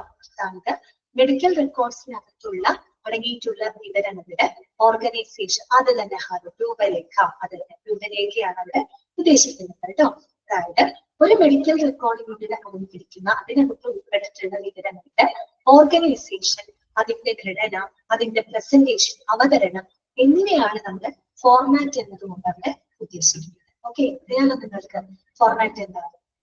ഇപ്പൊ നമുക്ക് ടൈപ്സ് ഓഫ് ഫോർമാറ്റ് ആണ് നമുക്ക് പഠിക്കാനുള്ളത് കേട്ടോ. അതായത് എങ്ങനെയാണ് നമ്മൾ ഈ മെഡിക്കൽ റെക്കോർഡ്സിനകത്ത് വിവരങ്ങൾ ഓർഗനൈസ് ചെയ്ത് നമ്മൾ രേഖപ്പെടുത്തി സൂക്ഷിക്കുന്നത്, അതാണല്ലോ ഫോർമാറ്റ്. 3 ടൈപ്പ് ഫോർമാറ്റ് ആണ് നമുക്ക് പഠിക്കാനായിട്ടുള്ളത്. അത് വളരെ ഇമ്പോർട്ടന്റ് ആണ്. ഓക്കെ, എന്തൊക്കെയാണെന്ന് അറിയാമോ 3 ടൈപ്പ്? ഫസ്റ്റ് വൺ ഇവിടെ ബുള്ളറ്റ് ആയിട്ടാണ് കൊടുത്തേക്കുന്നത്. ഒരു കാര്യം ചെയ്യാം, 1 എന്ന് നമ്പർ കൊടുക്കുക കേട്ടോ. 1 എന്ന് നമ്പർ കൊടുക്കുക. ആദ്യത്തെ ബുള്ളറ്റിൽ 1 എന്ന് നമ്പർ കൊടുക്കുക കേട്ടോ. എന്നിട്ട് വായിക്കാം, source oriented medical record SOMR കേട്ടോ. ഇല്ല കേട്ടോ, തെറ്റി വന്നതാണ്, അവിടെ ബ്രാക്കറ്റ് ആക്കാം കേട്ടോ, ബ്രാക്കറ്റ് ആക്കാം. ഇതാണ് ആദ്യത്തെ ഫോർമാറ്റ് ഏതാണ്? സോഴ്സ് ഓറിയന്റഡ് മെഡിക്കൽ റെക്കോർഡ് അഥവാ SOMR. Okay, source oriented medical record. അടുത്തത് നമ്പർ 2. ഓക്കെ, 2 കൊടുക്കാം. എന്താണ്? പ്രോബ്ലം ഓറിയന്റഡ് മെഡിക്കൽ റെക്കോർഡ് അഥവാ POMR. ഇതാണ് POMR, problem oriented medical record. Third one, മൂന്നാമത്തെ, 3ന്റെ നമ്പർ ഇട്ടുള്ളൂ. എന്താണ്? Integrated medical record. എന്താണ്? Integrated medical record. ക്ലിയർ ആയോ? അതാണ് ആദ്യം പഠിക്കേണ്ട കാര്യം കേട്ടോ. 3 ടൈപ്പ് ഫോർമാറ്റ് ആണ് ഉള്ളത്. ഒന്നാമത്തത് സോഴ്സ് ഓറിയന്റഡ് മെഡിക്കൽ റെക്കോർഡ് അഥവാ SOMR. രണ്ടാമത്തത് പ്രോബ്ലം ഓറിയന്റഡ് മെഡിക്കൽ റെക്കോർഡ് അഥവാ POMR. മൂന്നാമത്തത് ഇന്റഗ്രേറ്റഡ് മെഡിക്കൽ റെക്കോർഡ്. ക്ലിയർ ആയോ? അപ്പൊ അതിന്റെ ഇങ്ങനെയൊക്കെ ചോദ്യം വരാം. 3 ടൈപ്പ് ചോദിക്കാം, ഏത് വേണമെങ്കിലും ഏതാണ്ട് ചോദിക്കാം. പിന്നെ വേണമെങ്കിൽ ചോദിക്കാവുന്നത് ഫുൾ ഫോം ഓഫ് SOMR. എന്താണ് SOMR? SOMRന്റെ എക്സ്പാൻഷൻ എന്താണ്? Source oriented medical record. POMRന്റെ എക്സ്പാൻഷൻ എന്താണ്? Problem oriented medical record. അതുപോലെ IMR എന്ന് തരുവാണെങ്കിൽ അത് ഇന്റഗ്രേറ്റഡ് മെഡിക്കൽ റെക്കോർഡ്. അങ്ങനെ നമ്മൾ കൃത്യമായിട്ട് മനസ്സിലാക്കി വെക്കണം. ഓക്കെ, ഇനി ആദ്യം നമുക്ക് ഈ 3 എണ്ണത്തിന്റെ പ്രത്യേകത ഞാൻ നിങ്ങൾക്ക് ജസ്റ്റ് ഒന്ന് പറഞ്ഞു തരാം. ആ ഒരു കൺസെപ്റ്റ് നിങ്ങൾ മനസ്സിലാക്കി വെച്ചാൽ മതി. ആ കൺസെപ്റ്റ് ക്ലിയർ ചെയ്തിട്ട് നമുക്ക് ഇത് വാങ്ങിക്കാം. അപ്പൊ നിങ്ങൾക്ക് ഈസി ആയിട്ട് മനസ്സിലാക്കാം. ഓക്കെ, വളരെ സിമ്പിൾ ആണ്. ആദ്യം നമ്മൾ പറഞ്ഞത് സോഴ്സ് ഓറിയന്റഡ് മെഡിക്കൽ റെക്കോർഡ്. ആ പേര് സൂചിപ്പിക്കുന്നത് പോലെ സോഴ്സിനെ ബേസ് ചെയ്തുകൊണ്ടാണ് അവിടെ എന്ത് ചെയ്യുന്നത്? മെഡിക്കൽ റെക്കോർഡ്സിനകത്ത് നമ്മൾ വിവരങ്ങൾ ഓർഗനൈസ് ചെയ്യുന്നത്, രേഖപ്പെടുത്തി വെക്കുന്നത്. സോഴ്സിനെ ബേസ് ചെയ്ത്. അപ്പൊ അടുത്ത സംശയം, എന്താണ് ഈ സോഴ്സ് എന്നതുകൊണ്ട് ഉദ്ദേശിക്കുന്നത്? സോഴ്സ് എന്ന് പറഞ്ഞാൽ വേറൊന്നുമല്ല, ഈ പറയുന്ന പേഷ്യന്റ് ഡിപ്പാർട്ട്മെന്റ് വൈസ് ആണ് കേട്ടോ. ഓരോ ഡിപ്പാർട്ട്മെന്റ്, ഒരു എക്സാമ്പിൾ പറയുകയാണെങ്കിൽ ഒരു രോഗിയുടെ ലാബ് സംബന്ധമായിട്ടുള്ള വിവരങ്ങൾ അറിയിച്ചിട്ടുണ്ട്. അപ്പൊ ലബോറട്ടറി എന്ന് പറയുന്നത് അവിടുത്തെ ഒരു സോഴ്സ് ആണ്, ഒരു ഡിപ്പാർട്ട്മെന്റ് ആണ്, അതോടൊപ്പം അതൊരു സോഴ്സും കൂടെയാണ് അല്ലെ. ലബോറട്ടറി എന്ന് പറയുന്ന സോഴ്സിൽ നിന്ന് ലഭിക്കുന്ന ആ വിവരങ്ങളെ ലബോറട്ടറി ഡാറ്റ എന്നുള്ള രീതിയിൽ നമുക്ക് ഗ്രൂപ്പ് ചെയ്ത് വെക്കും. ഓക്കെ, മനസ്സിലായോ? അടുത്തത് റേഡിയോളജി ഡാറ്റ. റേഡിയോളജി എന്ന് പറയുന്ന ഡിപ്പാർട്ട്മെന്റിന്റെ ആ ഒരു സോഴ്സിൽ നിന്ന് ലഭിക്കുന്ന വിവരങ്ങളെ നമ്മൾ റേഡിയോളജി ഡാറ്റ എന്ന് പറഞ്ഞ് നമ്മൾ എന്താണ് അതിനെ നമ്മൾ പ്രത്യേകം ഒരു ഗ്രൂപ്പായിട്ട് മാറ്റി. ഇനി അടുത്തത് ഇപ്പൊ നമ്മൾ പറയുകയാണ് കാഷ്വാലിറ്റി. കാഷ്വാലിറ്റി എന്ന് പറയുന്ന ഒരു ഡിപ്പാർട്ട്മെന്റ് ആണ്, അതൊരു സോഴ്സ് ആണ്. ഓക്കെ, അതാണ് അവിടുത്തെ സോഴ്സ് ആയിട്ട് ആക്കുന്നത്. ആ ഒരു സോഴ്സിൽ നിന്ന് ലഭിക്കുന്ന രോഗിയുടെ വിവരങ്ങളെ നമ്മൾ കാഷ്വാലിറ്റി ഡാറ്റ അല്ലെങ്കിൽ എമർജൻസി ഡിപ്പാർട്ട്മെന്റ് ഡാറ്റ എന്നുള്ള ഒരു പേരിൽ നമ്മൾ ഗ്രൂപ്പ് ചെയ്തുകൊണ്ട് സൂക്ഷിക്കാം. മനസ്സിലായല്ലോ? അത്രയും സംഭവം. അതാണ് സോഴ്സ് ഓറിയന്റഡ്. അവിടെ എവിടെ നിന്നാണ് ആ വിവരങ്ങൾ ലഭിച്ചത്, ആ വിവരങ്ങൾ ലഭിച്ചത് ഏത് സോഴ്സിൽ നിന്നാണോ ആ ഒരു സോഴ്സിനെ ബേസ് ചെയ്തുകൊണ്ട് നമ്മൾ എന്ത് ചെയ്യാണ്? പല പല വിഭാഗങ്ങളായിട്ട് നമ്മൾ തരംതിരിച്ച് വെക്കുകയാണ്. ക്ലിയർ ആയോ? അതാണ് സോഴ്സ് ഓറിയന്റഡ്. അപ്പൊ നമുക്ക് നോക്കുമ്പോൾ ഒരു പേഷ്യന്റിന്റെ ലാബ് സംബന്ധമായിട്ടുള്ള വിവരങ്ങളാണെങ്കിൽ കൃത്യമായിട്ട് എന്ത് ചെയ്യാൻ നമുക്ക് ലബോറട്ടറി ഡാറ്റ എന്ന് പറയുമ്പോൾ ആ ഒരു സോഴ്സിൽ നോക്കിയാൽ മതി. അതിൽ നിന്ന് ആ പേഷ്യന്റിന്റെ ലാബ് സംബന്ധമായ കംപ്ലീറ്റ് കാര്യങ്ങൾ നമുക്ക് മനസ്സിലാക്കാൻ പറ്റും. ഓക്കെ, ഇനി റേഡിയോളജി സംബന്ധമായിട്ടുള്ള വിവരങ്ങൾ അറിയുന്നത്, എക്സ്റേ എടുക്കുന്നത്, സ്കാൻ എടുത്തിട്ടുണ്ട്, MRI ഒക്കെ എടുത്തിരുന്നത് ചേർക്കാം. അതിനെ പറ്റിയുള്ള വിവരങ്ങൾ അറിയുമെങ്കിൽ റേഡിയോളജി ഡാറ്റ എന്ന് പറയുന്ന ആ ഒരു സോഴ്സ് എടുക്കുന്നതിന് അതിൽ കംപ്ലീറ്റ് വിവരങ്ങൾ കിട്ടും. മനസ്സിലായല്ലോ? അതാണ് സോഴ്സ് ഓറിയന്റഡ്. സോഴ്സ് എന്ന ഉദ്ദേശം മനസ്സിലായല്ലോ? ആ വിവരങ്ങൾ എവിടെ നിന്നാണോ ഏത് ഡിപ്പാർട്ട്മെന്റിൽ നിന്നാണോ ലഭിച്ചിട്ടുള്ളത് അതാണ് അവിടുത്തെ സോഴ്സ് കേട്ടോ. അതിനനുസരിച്ച് പല വിഭാഗങ്ങളായിട്ട് ഇത് ചെയ്യാണ് രേഖപ്പെടുത്തി വെക്കാൻ. രണ്ടാമത്തെ നമ്മൾ പറയുന്നത് പ്രോബ്ലം ഓറിയന്റഡ് മെഡിക്കൽ റെക്കോർഡ് അഥവാ POMR ആണ്. ആ പേര് സൂചിപ്പിക്കുന്നത് പോലെ അവിടെ എന്തിനായിരിക്കും കൂടുതൽ ഫോക്കസ് ചെയ്യുന്നുണ്ടാവുക? പ്രോബ്ലത്തിനായിരിക്കും കൂടുതൽ ഫോക്കസ് ചെയ്യുന്നുണ്ടാവുക അല്ലെ. അതായത് രോഗിയുടെ പ്രത്യേക ആരോഗ്യ പ്രശ്നങ്ങൾ, അല്ലെങ്കിൽ അവരുടെ കൺസേൺസ് അല്ലെ, രോഗത്തെ പറ്റിയുള്ള അവരുടെ ആശങ്കകളൊക്കെ അതിലൊക്കെ ശ്രദ്ധ കേന്ദ്രീകരിച്ചുകൊണ്ട് അല്ലെങ്കിൽ അതിനെ ഫോക്കസ് ചെയ്തുകൊണ്ട് നമ്മൾ എന്ത് ചെയ്യാണ്, മെഡിക്കൽ റെക്കോർഡ്സിനടുത്ത് വിവരങ്ങൾ ഓർഗനൈസ് ചെയ്ത് രേഖപ്പെടുത്തി വെക്കുന്ന രീതിയിലാണ് POMR എന്ന് പറയുന്നത്. പ്രോബ്ലത്തിനെ ബേസ് ചെയ്തിട്ടായിരിക്കും അവിടെ രേഖപ്പെടുത്തി വെക്കുന്നത്. മൂന്നാമത് നമ്മൾ പറഞ്ഞത് ഇന്റഗ്രേറ്റഡ് മെഡിക്കൽ റെക്കോർഡ് എന്നാണ് പറയുന്നത്. ഇന്റഗ്രേറ്റഡ് എന്ന വാക്കിന്റെ അർത്ഥം എന്താണെന്ന് അറിയാമോ? സംയോജിപ്പിക്കുക എന്നുള്ളതാണ് അല്ലെ. ഇന്റഗ്രേറ്റ് ചെയ്യാന്ന് വെച്ചാൽ എന്താ? സംയോജിപ്പിക്കുക. അപ്പൊ എന്താണ് അവിടെ എന്ന് പറയുമ്പോ നമ്മൾ മുന്നേ പറഞ്ഞ സോഴ്സിനെ ബേസ് ചെയ്തിട്ടോ അല്ലെങ്കിൽ ഒരു പ്രോബ്ലത്തിനെ ബേസ് ചെയ്തിട്ടോ അല്ല നമ്മൾ വിവരങ്ങൾ എന്ത് ചെയ്ത് വെക്കുന്നത്, രേഖപ്പെടുത്തുന്നത്. പകരം എന്താണ്, കിട്ടിയ വിവരങ്ങളെ എല്ലാം തന്നെ നമ്മൾ ഒരുമിച്ച് എന്ത് ചെയ്യാണ്, ഗ്യാദർ ചെയ്യുന്നത് അല്ലെ. പരസ്പരം നമ്മൾ എല്ലാം കിട്ടിയ വിവരമാണ് ഒന്നിനെ നമ്മൾ ബേസ് നോക്കുന്നില്ല അല്ലെ. ആകെ നമ്മൾ നോക്കുന്ന ഇതിനെ മാത്രം അറിയോ, ഡേറ്റിനെ മാത്രം ബേസ് ചെയ്തിട്ടാണ്. ഏത് തീയതിയിലാണ് കിട്ടിയത് ആ തീയതിനെ മാത്രം ബേസ് ചെയ്തിട്ട് കിട്ടുന്ന വിവരങ്ങളെല്ലാം തന്നെ നമ്മൾ എന്ത് ചെയ്യാണ്, ഇന്റഗ്രേറ്റ് ചെയ്യണം, ഒരുമിച്ച് നമ്മൾ കൊണ്ടുവന്ന് രേഖപ്പെടുത്തി വെക്കണം. അതാണ് ഇത് ഇന്റഗ്രേറ്റഡ് മെഡിക്കൽ റെക്കോർഡ്. അല്ലാണ്ട് അവിടെ ഒരിക്കലും സോഴ്സിനെയോ പ്രോബ്ലത്തിനോ നമ്മൾ അവിടെ ഡിപ്പെൻഡ് ചെയ്യുന്നില്ല. ഇന്നത്തെ ഒരു ദിവസം, ഈ ഒരു ദിവസം ആ പേഷ്യന്റിന് ചെയ്തിട്ടുള്ള ഡീറ്റെയിൽസ് എന്താണെന്ന് വെച്ചാൽ ആ ഒരു ഡേറ്റ് രേഖപ്പെടുത്തി ആ വിവരങ്ങളെല്ലാം കൂടെ ഒരുമിച്ച് വെക്കണം. ഇന്നത്തെ ദിവസത്തിൽ ആൾക്ക് റേഡിയോളജി ടെസ്റ്റ് ചെയ്തിട്ടുണ്ടാവും, ലാബ് ടെസ്റ്റുകൾ ചെയ്തിട്ടുണ്ടാവും, മറ്റു ചിലപ്പോൾ സർജറി ആണെങ്കിൽ ചെയ്തിട്ടുണ്ടാവും. അപ്പൊ ആ ഒരു തീയതിയിൽ എന്തൊക്കെ കാര്യങ്ങൾ ചെയ്തിട്ടുണ്ടോ ആ വിവരങ്ങളെല്ലാം തന്നെ ഒരുമിച്ച് കൂട്ടി എന്താക്കണം, ഒരുമിച്ച് കൊണ്ടുവരാൻ ഇന്റഗ്രേറ്റ് ചെയ്യാൻ കേട്ടോ. ക്ലിയറായോ പറഞ്ഞത്? ഇത്രയുള്ള 3 കണക്ക്. ഈ പറയുന്ന ഓരോ ഫോർമാറ്റിന്റെയും അഡ്വാൻറ്റേജസുകളും ഡിസ്അഡ്വാൻറ്റേജസുകളാണ് നമുക്ക് പഠിക്കാനുള്ളത്. മനസ്സിലായോ പറഞ്ഞത്? ക്ലിയർ ആണോ? ഫ്ലെക്സിബിലിറ്റി ഒന്ന് നിങ്ങൾക്ക് ഓക്കെ. ഇത്രയും നമുക്ക് വായിക്കാം കേട്ടോ. ഇനി ഇവിടെ ശ്രദ്ധിക്കാം, താഴെ തന്നിരിക്കുന്നതിൽ കുറെ ബുള്ളറ്റ്സ് ഇട്ടിട്ട് കുറെ പോയിന്റുകൾ കൊടുത്തിട്ടുണ്ട്. ഓക്കെ, ആ പോയിന്റുകൾ എന്ന് പറയുന്നത് ശരിക്കും ഒരു ഡിസോർഡർ ആയിട്ടാണ് കൊടുത്തിരിക്കുന്നത് കേട്ടോ. ഇത്രയും ഈ പറയുന്ന ഫോർമാറ്റിന്റെ പ്രത്യേകതകളാണ് അതിൽ എഴുതിയത്. ഓരോ പ്രത്യേകത വായിക്കുമ്പോൾ നിങ്ങൾക്ക് തന്നെ മനസ്സിലാക്കാൻ പറ്റും. കൺസെപ്റ്റ് നിങ്ങൾക്ക് ക്ലിയർ ആണെങ്കിൽ ഒരു പോയിന്റ് വായിക്കുമ്പോൾ നിങ്ങൾക്ക് തന്നെ മനസ്സിലാക്കാൻ പറ്റും അത് SOMR ആണോ, POMR ആണോ, IMR ആണോ എന്ന് നിങ്ങൾക്ക് തന്നെ ഐഡന്റിഫൈ ചെയ്യാനായിട്ട് സാധിക്കും കേട്ടോ. ആദ്യത്തെ പോയിന്റ് നോക്കട്ടെ നമുക്ക്. ആദ്യത്തെ പോയിന്റ് ശ്രദ്ധിക്കാം. Medical record is arranged in sections in accordance with the patient care departments which provide the care and the data. എന്താണ് പറയുന്നത്? അതായത് രോഗിക്ക് പരിചരണം കൊടുക്കുന്ന പേഷ്യന്റ് കെയർ ഡിപ്പാർട്ട്മെന്റിന് അനുസരിച്ചുകൊണ്ട് എന്താണ് വിവരങ്ങളെ പല വിഭാഗങ്ങളായിട്ട് അറേഞ്ച് ചെയ്ത് വെക്കുന്നു. എന്തിന്റെ പ്രത്യേകതയാണ് നിങ്ങൾ പറയുന്നത്? ഏതിന്റെ പ്രത്യേകതയായിരിക്കും? ഏത് ടൈപ്പ് ഓഫ് ഫോർമാറ്റ് ആയിരിക്കും? നിങ്ങൾ തന്നെ പറയാം. ഏത് ടൈപ്പ് ആയിരിക്കും? രോഗിക്ക് പരിചരണം കൊടുക്കുന്ന ആ ഒരു എന്താണ് പേഷ്യന്റ് കെയർ ഡിപ്പാർട്ട്മെന്റിനനുസരിച്ചുകൊണ്ട് വിവിധ വിഭാഗങ്ങളായിട്ട് വിവരങ്ങൾ ശേഖരിക്കും. ഏതാണ്? ഓക്കെ, കറക്റ്റ് ആണ് കേട്ടോ. 5 കറക്റ്റ് ആണ്. അവർക്ക് മാത്രമേ കിട്ടിയുള്ളൂ, ബാക്കിയൊക്കെ മനസ്സിലായില്ലേ? ലക്ഷ്മി അത് കറക്റ്റ് ആണ് കേട്ടോ. ശ്രീലക്ഷ്മി ഓക്കെ. സോഴ്സ് അല്ലെ, സോഴ്സ് ഓറിയന്റഡ് ആണ്. ഓക്കെ, കറക്റ്റ് ആണ് കേട്ടോ. അപ്പൊ അവിടെ നിങ്ങൾ ഹൈഫൺ ഇട്ടിട്ട് SOMR എഴുതി വെക്കുക കേട്ടോ. SOMR ഹൈഫൺ ഇട്ട് എഴുതി വെക്കുക. ഇത് ശരിക്കും ഇത് ഓർഡറിലല്ല കിടക്കുന്നത്. ശരിക്കും SOMR പറഞ്ഞിട്ട് അതിന്റെ ചോട്ടിൽ വരേണ്ട പോയിന്റ് ആണ്. ഇതെല്ലാം തന്നെ അങ്ങനെ നമ്മൾ ഇവിടെ ഷഫിൾ ചെയ്തിട്ടാണ് ഇട്ടത് കേട്ടോ. അപ്പൊ ഹൈഫൺ ഇട്ടിട്ട് SOMR എഴുതി വെക്കാം. Hence the name source oriented MR.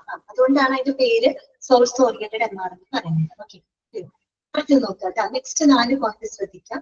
ഈ പറയുന്ന 4 പോയിന്റുകളും ഒന്ന് കേട്ടിട്ട് നിങ്ങൾ ഏതാണെന്നൊന്ന് നിങ്ങൾ തന്നെ ഒന്ന് പ്രെഡിക്റ്റ് ചെയ്യാം കേട്ടോ. ആദ്യത്തെ പോയിന്റ് ഇതാണ്. Forms are organized in accordance with to date. എന്താ പറയുന്നത്? ഓക്കെ, കറക്റ്റ് ആണ് കേട്ടോ. അഞ്ജു ഹാരൂൺ കറക്റ്റ് ആണ്. ഇന്റഗ്രേറ്റഡ് അല്ലെ, ഇന്റഗ്രേറ്റഡ് ആണ് കേട്ടോ. അപ്പൊ ഞാൻ പറയാണ് താഴെ തന്നിരിക്കാം. ഓക്കെ, കറക്റ്റ് ആണ് കേട്ടോ. ലക്ഷ്മി കറക്റ്റ് ആണ്. IMR ആണ് കേട്ടോ. ലക്ഷ്മി PMR ടൈപ്പ് മിസ്റ്റേക്ക് ആകും. IMR ആണ് ഉദ്ദേശിച്ചത്. ഓക്കെ ഓക്കെ ഓക്കെ, കറക്റ്റ് ആണ് കേട്ടോ. ഇനി ആദ്യം കറക്റ്റ് ആണ്. ലക്ഷ്മി കറക്റ്റ് ആണ് കേട്ടോ. അതായത് IMRന്റെ പ്രത്യേകതകളാണ് ഇനി പറയുന്ന 4 പോയിന്റ് കേട്ടോ. ഈ പറയുന്ന 4 പോയിന്റും ഇന്റഗ്രേറ്റഡ് മെഡിക്കൽ റെക്കോർഡ്സിന്റെ പ്രത്യേകതകളാണ് കേട്ടോ. അപ്പൊ അതിന് നേരെ ഒന്നിനും മൊത്തത്തിൽ നിങ്ങൾ IMR കിട്ടുള്ളൂ. അല്ലെങ്കിൽ ഹെൽഫിനായിട്ട് IMR എഴുതി വെച്ചു കേട്ടോ. അതിന്റെ പോയിന്റ് എന്താണ്? Forms are organized in accordance with to date കേട്ടോ. തീയതിക്ക് അനുസൃതമായിക്കൊണ്ടാണ് അവിടെ ഫോംസുകൾ ഓർഗനൈസ് ചെയ്യുന്നത്. രണ്ടാമത്തെ പോയിന്റ് ഇതാണ്. Usually the record is arranged in reverse chronological order at the nurses station. അതായത് ഈ പറയുന്ന നഴ്സസ് സ്റ്റേഷൻ, നഴ്സസ് സ്റ്റേഷൻ എന്ന് വെച്ചാൽ നഴ്സുമാരും മറ്റ് ഹെൽത്ത് കെയർ പ്രൊഫഷണൽസ് ഒക്കെ പ്രവർത്തിക്കുന്ന ആ സ്ഥലം കേട്ടോ. അവിടെ ഈ പറയുന്ന റെക്കോർഡുകൾ ഇൻ റിവേഴ്സ് ക്രോണോളജിക്കൽ ഓർഡറിലായിരിക്കും അറേഞ്ച് ചെയ്യുന്നത്. ഇൻ റിവേഴ്സ് ക്രോണോളജിക്കൽ ഓർഡർ എന്ന് പറഞ്ഞാൽ വേറൊന്നുമില്ല, റീസെന്റ് ആയിട്ടുള്ള എൻട്രീസുകൾ, അതായത് ലേറ്റസ്റ്റ് ആയിട്ടുള്ള വിവരങ്ങളെല്ലാം തന്നെ പ്ലേസ്ഡ് അറ്റ് ദ ടോപ്പ്, മുകളിലായിരിക്കും വരിക കേട്ടോ. ഏറ്റവും ലേറ്റസ്റ്റ് ആയിട്ടുള്ള വിവരങ്ങൾ, റീസെന്റ് ആയിട്ടുള്ള എൻട്രീസുകൾ എല്ലാം തന്നെ എന്തായിരിക്കും, ടോപ്പിലായിട്ടായിരിക്കും പ്ലേസ് ചെയ്യുന്നുണ്ടാവുക. അതേസമയം ഓൾഡർ റെക്കോർഡ്സ്, പഴയ വിവരങ്ങളെല്ലാം തന്നെ പ്ലേസ്ഡ് അറ്റ് ദ ബോട്ടം, താഴെയായിട്ടായിരിക്കും പ്ലേസ് ചെയ്യുന്നത്. അതാണല്ലോ എന്റെ കറക്റ്റ് ഓർഡർ. ഡേറ്റ് വെച്ച് നോക്കിയാണെങ്കിൽ അങ്ങനെയേ വരുള്ളൂ. ആദ്യത്തെ ഡേറ്റിലുള്ളത് താഴെയായിരിക്കും, പിന്നീട് വരുന്ന തീയതികളിലൊക്കെ മുകളിലായിട്ടായിരിക്കും വരാം. അതാണ് അവിടെ പറയുന്നത് കേട്ടോ, in reverse chronological order. Third point ഇതാണ്. So the most information is at the front and the oldest information is the back of each section. അതും പ്രകാരം എന്താണ്, ഏറ്റവും കൂടുതൽ ഇൻഫർമേഷൻസ് എവിടെയായിരിക്കും, മുൻഭാഗത്തായിട്ടായിരിക്കും ഉണ്ടായിരിക്കുക. ഏറ്റവും കുറവ് ഇൻഫർമേഷൻസ് മാത്രമാണ് ഓരോ സെക്ഷന്റെ പിൻഭാഗത്തായിട്ടായിരിക്കും ഉണ്ടായിരിക്കുക. ഈ പറഞ്ഞ ആദ്യത്തെ രണ്ടാമത്തെ പോയിന്റ് എന്താണ് അല്ലെ, കൂടുതൽ വിവരങ്ങൾ എപ്പോഴും മുൻഭാഗത്ത് വരും, കുറഞ്ഞ അതായത് പഴയ വിവരങ്ങൾ എവിടെയായിരിക്കും, ഓരോ സെക്ഷന്റെ പിൻഭാഗത്തായിട്ടായിരിക്കും ഉണ്ടായിരിക്കുക കേട്ടോ. ഇതെല്ലാം തന്നെ ഇന്റഗ്രേറ്റഡ് മെഡിക്കൽ റെക്കോർഡിന്റെ പ്രത്യേകത. ഏറ്റവും ഒടുവിൽ എന്താ പറയുന്നത്, record is reorganised after the patient is discharged. എന്താണ് പറയുന്നത്, രോഗിയെ ഡിസ്ചാർജ് ചെയ്യുന്ന സമയത്ത് ഈ പറയുന്ന എന്താണ് ശ്രീപ്രഭ, POMR അല്ല കേട്ടോ, POMR നമ്മൾ പറയാൻ പോകുന്നുള്ളൂ കേട്ടോ. ശ്രീപ്രഭ POMR അല്ല നമ്മൾ പറയുന്നത്. ഈ പറയുന്ന പോയിന്റുകളെല്ലാം തന്നെ ഇന്റഗ്രേറ്റഡ് മെഡിക്കൽ റെക്കോർഡാണ് കേട്ടോ. ക്ലിയർ ആണല്ലോ? ഓക്കെ, POMR ഇവിടെ വേറെ സെപ്പറേറ്റ് പറയുന്നുണ്ട് കേട്ടോ. അടുത്തത്, record is reorganised after the patient is discharged. അതായത് രോഗിയെ ഡിസ്ചാർജ് ചെയ്യുന്ന സമയത്ത് ഈ റെക്കോർഡുകൾ നമ്മൾ എന്ത് ചെയ്യുന്ന അറിയാമോ, റീഓർഗനൈസ് ചെയ്യും. എന്താണ് റീഓർഗനൈസ് ചെയ്യാന്ന് വെച്ചാൽ റീഅറേഞ്ച് ചെയ്യാം. ഓക്കെ, ഇത് നമ്മൾ ക്രമീകരിക്കും കേട്ടോ. റീഅറേഞ്ച്ഡ് ആണ്, rearranged to present the information in the order that occurred from admission to discharge. ഇത്രയേ ഉള്ളൂ. അതായത് നമ്മൾ ഈ പറയുന്ന വിവരങ്ങള് ഇതിൽ ഇന്റഗ്രേറ്റഡ് എന്ന് പറയുമ്പോൾ കിട്ടുന്ന വിവരങ്ങൾ എന്താണ്, എല്ലാം ഒരുമിച്ചല്ലേ നമ്മൾ കൊണ്ടുവരുന്നത്. പക്ഷെ ഡിസ്ചാർജ് സമയമാകുമ്പോൾ നമ്മൾ എന്ത് ചെയ്യും, ഈ ഉള്ളിലുള്ള വിവരങ്ങളെ കംപ്ലീറ്റ് നമ്മൾ റീഅറേഞ്ച് ചെയ്യണം. എങ്ങനെ റീഅറേഞ്ച് ചെയ്യും, ഇൻ ദ ഓർഡർ ദാറ്റ് ഒക്കർഡ് അല്ലെ. അത് എങ്ങനെ സംഭവിച്ചു, ഏത് സംഭവിച്ച ആ ഒരു ഓർഡറിൽ എന്ത് ചെയ്യും, അവരത് റീഓർഗനൈസ് ചെയ്യും. അപ്പൊ നമുക്ക് from admission to discharge correct ആയിട്ട് നമുക്ക് മനസ്സിലാക്കാൻ പറ്റും. അഡ്മിഷൻ തൊട്ട് ഡിസ്ചാർജ് വരെ നടന്നിട്ടുള്ള കൃത്യമായിട്ടുള്ള കാര്യങ്ങൾ എന്ത് ചെയ്യാണ്, റീഅറേഞ്ച് ചെയ്ത് നമുക്ക് എളുപ്പം നമുക്ക് ഈസി ആയിട്ട് കാര്യങ്ങൾ വായിച്ച് മനസ്സിലാക്കാനായിട്ട് സാധിക്കും. കളക്ട് ചെയ്യുന്ന സമയത്ത് ഒരുമിച്ച് കളക്ട് ചെയ്യും. ഒക്കെ ഒരുമിച്ച് കളക്ട് ചെയ്ത് ഒരുമിച്ച് വെക്കും. അത് കഴിഞ്ഞ് ഡിസ്ചാർജിന്റെ സമയത്ത് ഇതെല്ലാം റീഓർഗനൈസ് ചെയ്യണം കേട്ടോ. ഓക്കെ, അതാണ് ഇതെല്ലാം ഈ പറഞ്ഞ 4 പോയിന്റും ഇന്റഗ്രേറ്റഡ് മെഡിക്കൽ റെക്കോർഡിന്റെ പ്രത്യേകതകൾ. എന്തൊക്കെയാണ് നമ്മൾ പറഞ്ഞത്, ഡേറ്റിനനുസരിച്ചിട്ടാണ് അവിടെ ഫോമുകൾ അറേഞ്ച് ചെയ്യുന്നത്. എപ്പോഴും എന്താണ്, ഇൻ റിവേഴ്സ് ക്രോണോളജിക്കൽ ഓർഡറിലായിരിക്കും എന്ന് പറഞ്ഞാൽ ലേറ്റസ്റ്റ് എൻട്രികളൊക്കെ പ്ലേസ്ഡ് അറ്റ് ദ ടോപ്പും, പിന്നെ എന്താ പറയാ, older records are placed at the bottom, ആ രീതിയിലായിരിക്കും. ഓക്കെ, പിന്നെ നമ്മൾ പറയുന്നു ഡിസ്ചാർജ് സമയത്ത് ഈ വിവരങ്ങളെല്ലാം അത് റീഅറേഞ്ച് ചെയ്യുന്നു, റീഓർഗനൈസ് ചെയ്യുന്നു. ഇതിന് വേണ്ടിയിട്ടാണ് to present in the order that occurred from admission to discharge. Admission തൊട്ട് ഡിസ്ചാർജ് വരെയുള്ള ആ ഒരു ഇതിന് കൃത്യമായിട്ടുള്ള കാലക്രമത്തിൽ അതിനെ റീഓർഗനൈസ് ചെയ്തിരിക്കുന്നു. അപ്പൊ നമുക്ക് വായിക്കുമ്പോഴാണ് കാണുമ്പോഴാണ് ഈസി ആയിട്ട് മനസ്സിലാക്കാനായിട്ട് സാധിക്കും. ക്ലിയർ ആയോ പറഞ്ഞത്? ഓക്കെ, അടുത്തത് നമുക്ക് നോക്കാം. മനസ്സിലായല്ലോ? അപ്പൊ ആദ്യത്തെ 2 എണ്ണം ഉണ്ടല്ലോ, ഇത് ഞാൻ 1, 2, 3 ഇടാൻ പറഞ്ഞത് ഈ ബുള്ളറ്റുകളായിട്ട് കയറുമ്പോൾ നിങ്ങൾക്ക് ഡൗട്ട് വരും കേട്ടോ. എന്താണെന്ന് വെച്ചാൽ ഡിസ്ചാർജ് ടൈമിൽ ഫസ്റ്റ് ഡേറ്റിലെ ഫ്രണ്ടിൽ വരും. ഫസ്റ്റ് ഡേറ്റിലെ ഫ്രണ്ടിൽ വരില്ല, അതായത് ആദ്യം തൊട്ട് ആദ്യത്തെ ഡേറ്റില് അതന്നെ അഡ്മിഷൻ സമയത്ത് തൊട്ട് ഡിസ്ചാർജ് വരെയുള്ള ക്രമത്തിൽ കറക്റ്റ് ആയിട്ട് നമുക്ക് വിവരങ്ങൾ റീഓർഗനൈസ് ചെയ്യും. അങ്ങനെ തന്നെയാണ് ചെയ്യുന്നത്. പക്ഷെ വിവരങ്ങൾ നമ്മൾ കംപ്ലീറ്റ് ചെയ്യും, ഓർഗനൈസ് ചെയ്യും കേട്ടോ. അതാണ് ഉദ്ദേശിക്കുന്നത്. അപ്പൊ നമുക്ക് ആ ഒരു ബുക്ക് തുറക്കുമ്പോൾ അഡ്മിഷൻ സമയത്ത് അയാൾ ഇങ്ങനെയായിരുന്നു വന്നത്, അല്ലെങ്കിൽ അഡ്മിഷന്റെ ആ ഡേറ്റിൽ ഇങ്ങനെ ടെസ്റ്റുകൾ ചെയ്തു, പിറ്റത്തെ ദിവസം ഇന്ന ട്രീറ്റ്മെന്റുകൾ പരിചരണങ്ങൾ കൊടുത്തു, അങ്ങനെ ഏറ്റവും ഒടുവിൽ ഡിസ്ചാർജ് വരെയുള്ള കാര്യങ്ങൾ കറക്റ്റ് ആയിട്ട് ശരിക്കും ഒരു ഫ്ലോയില് നമുക്ക് എന്ത് ചെയ്യാൻ പറ്റും, വായിച്ച് മനസ്സിലാക്കാനായിട്ട് സാധിക്കും. ക്ലിയർ? അപ്പൊ ആദ്യത്തെ 1, 2, 3 തന്നെ ഇടാം കേട്ടോ, അല്ലെങ്കിൽ ഇത് രണ്ടും കൂടെ മിക്സ് ആയി പോകും. 1, 2, 3 SOMR, POMR, IMR. പിന്നെ ആദ്യത്തെ ബുള്ളറ്റിലുള്ള 2 പോയിന്റ് നമ്മൾ ഫസ്റ്റ് 2 പോയിന്റ് SOMR-ാണ്, ബാക്കി 4 പോയിന്റ് ഇന്റഗ്രേറ്റഡ് മെഡിക്കൽ റെക്കോർഡ്. ഇനി നമ്മൾ പഠിക്കുന്നത് ഓരോന്നിന്റെ അഡ്വാൻറ്റേജ് ഡിസ്അഡ്വാൻറ്റേജ് ആണ് പഠിക്കാനുള്ളത് കേട്ടോ. അപ്പൊ ഒന്നാമത്തെ നമുക്ക് നോക്കാം, അഡ്വാൻറ്റേജസ് ഓഫ് SOMR കേട്ടോ. സോഴ്സ് ഓറിയന്റഡ് മെഡിക്കൽ റെക്കോർഡിന്റെ അഡ്വാൻറ്റേജസ് എന്തൊക്കെയാണ് ശ്രദ്ധിക്കാം. നിങ്ങൾക്കറിയാലോ, സോഴ്സിനെ ബേസ് ചെയ്തിട്ടാണ് അല്ലെ പേഷ്യന്റ് കെയർ ഡിപ്പാർട്ട്മെന്റിനനുസരിച്ച് ഇപ്പൊ ലാബിലെ വിവരങ്ങളാണെങ്കിൽ ലാബ് ഡാറ്റ എന്ന് പറഞ്ഞിട്ട് ഒരു സെക്ഷൻ, ഒരു സോഴ്സിൽ നിന്ന് വിവരങ്ങൾ ഒരുമിച്ചാണ്. റേഡിയോളജി ഡാറ്റ എന്ന് പറഞ്ഞാൽ റേഡിയോളജി സംബന്ധമായിട്ട് അന്വേഷണത്തിന് നടത്തിയിട്ടുള്ള കാര്യങ്ങൾ റേഡിയോളജി എന്ന് പറയുന്ന ആ ഒരു സോഴ്സിൽ നിന്ന് ഒറ്റ സെക്ഷൻ ആയിട്ട് അതൊരു ഗ്രൂപ്പായിട്ടാണ് കളക്ട് ചെയ്തിരിക്കുന്നത്. അങ്ങനെ ഓരോരോ ഡിപ്പാർട്ട്മെന്റ് അതാണല്ലോ SOMR. അതിന്റെ അഡ്വാൻറ്റേജ് എന്തായിരിക്കും? Organizers reports from each source together, making it easy to decide the assessment, treatment and observations a particular department provided. എന്താണ് പറയുന്നത്? അതായത് ഒരേ സോഴ്സിൽ നിന്നുള്ള വിവരങ്ങളെ ഒരുമിച്ചാണ് അവര് കൊണ്ടുവരുന്നത്. ശരിയല്ലേ? ലാബിൽ നിന്നുള്ള വിവരങ്ങൾ ലാബ് എന്ന് പറഞ്ഞിട്ട് ഒരു സെപ്പറേറ്റ് ആയിട്ട് റേഡിയോളജി സംബന്ധമായിട്ടുള്ള വിവരങ്ങൾ റേഡിയോളജി ഡാറ്റ എന്ന് പറയുന്ന ഒരു സോഴ്സ് ആയിട്ട് അതൊരു ഗ്രൂപ്പ് ആക്കി വെക്കുന്നു. അങ്ങനെ ഓരോരോ ഗ്രൂപ്പ് ആക്കി വെക്കുന്നത് കൊണ്ട് ഒരേ തരത്തിലുള്ള ഇൻഫർമേഷൻസ് അല്ലെ ഓരോ സോഴ്സിൽ നിന്നുള്ള വിവരങ്ങൾ ഒരുമിച്ച് ഓർഗനൈസ് ചെയ്യുന്നത് കൊണ്ട് നമുക്ക് എന്താണ് ഓരോ ഡിപ്പാർട്ട്മെന്റും നടത്തിയിട്ടുള്ള അസസ്മെന്റുകളും ആ പേഷ്യന്റിനായിട്ട് കൊടുത്തിട്ടുള്ള അസസ്മെന്റുകളും ട്രീറ്റ്മെന്റുകളും അതുപോലെ ഒബ്സർവേഷൻസും നമുക്ക് കൃത്യമായിട്ട് മനസ്സിലാക്കാനായിട്ട് സാധിക്കും.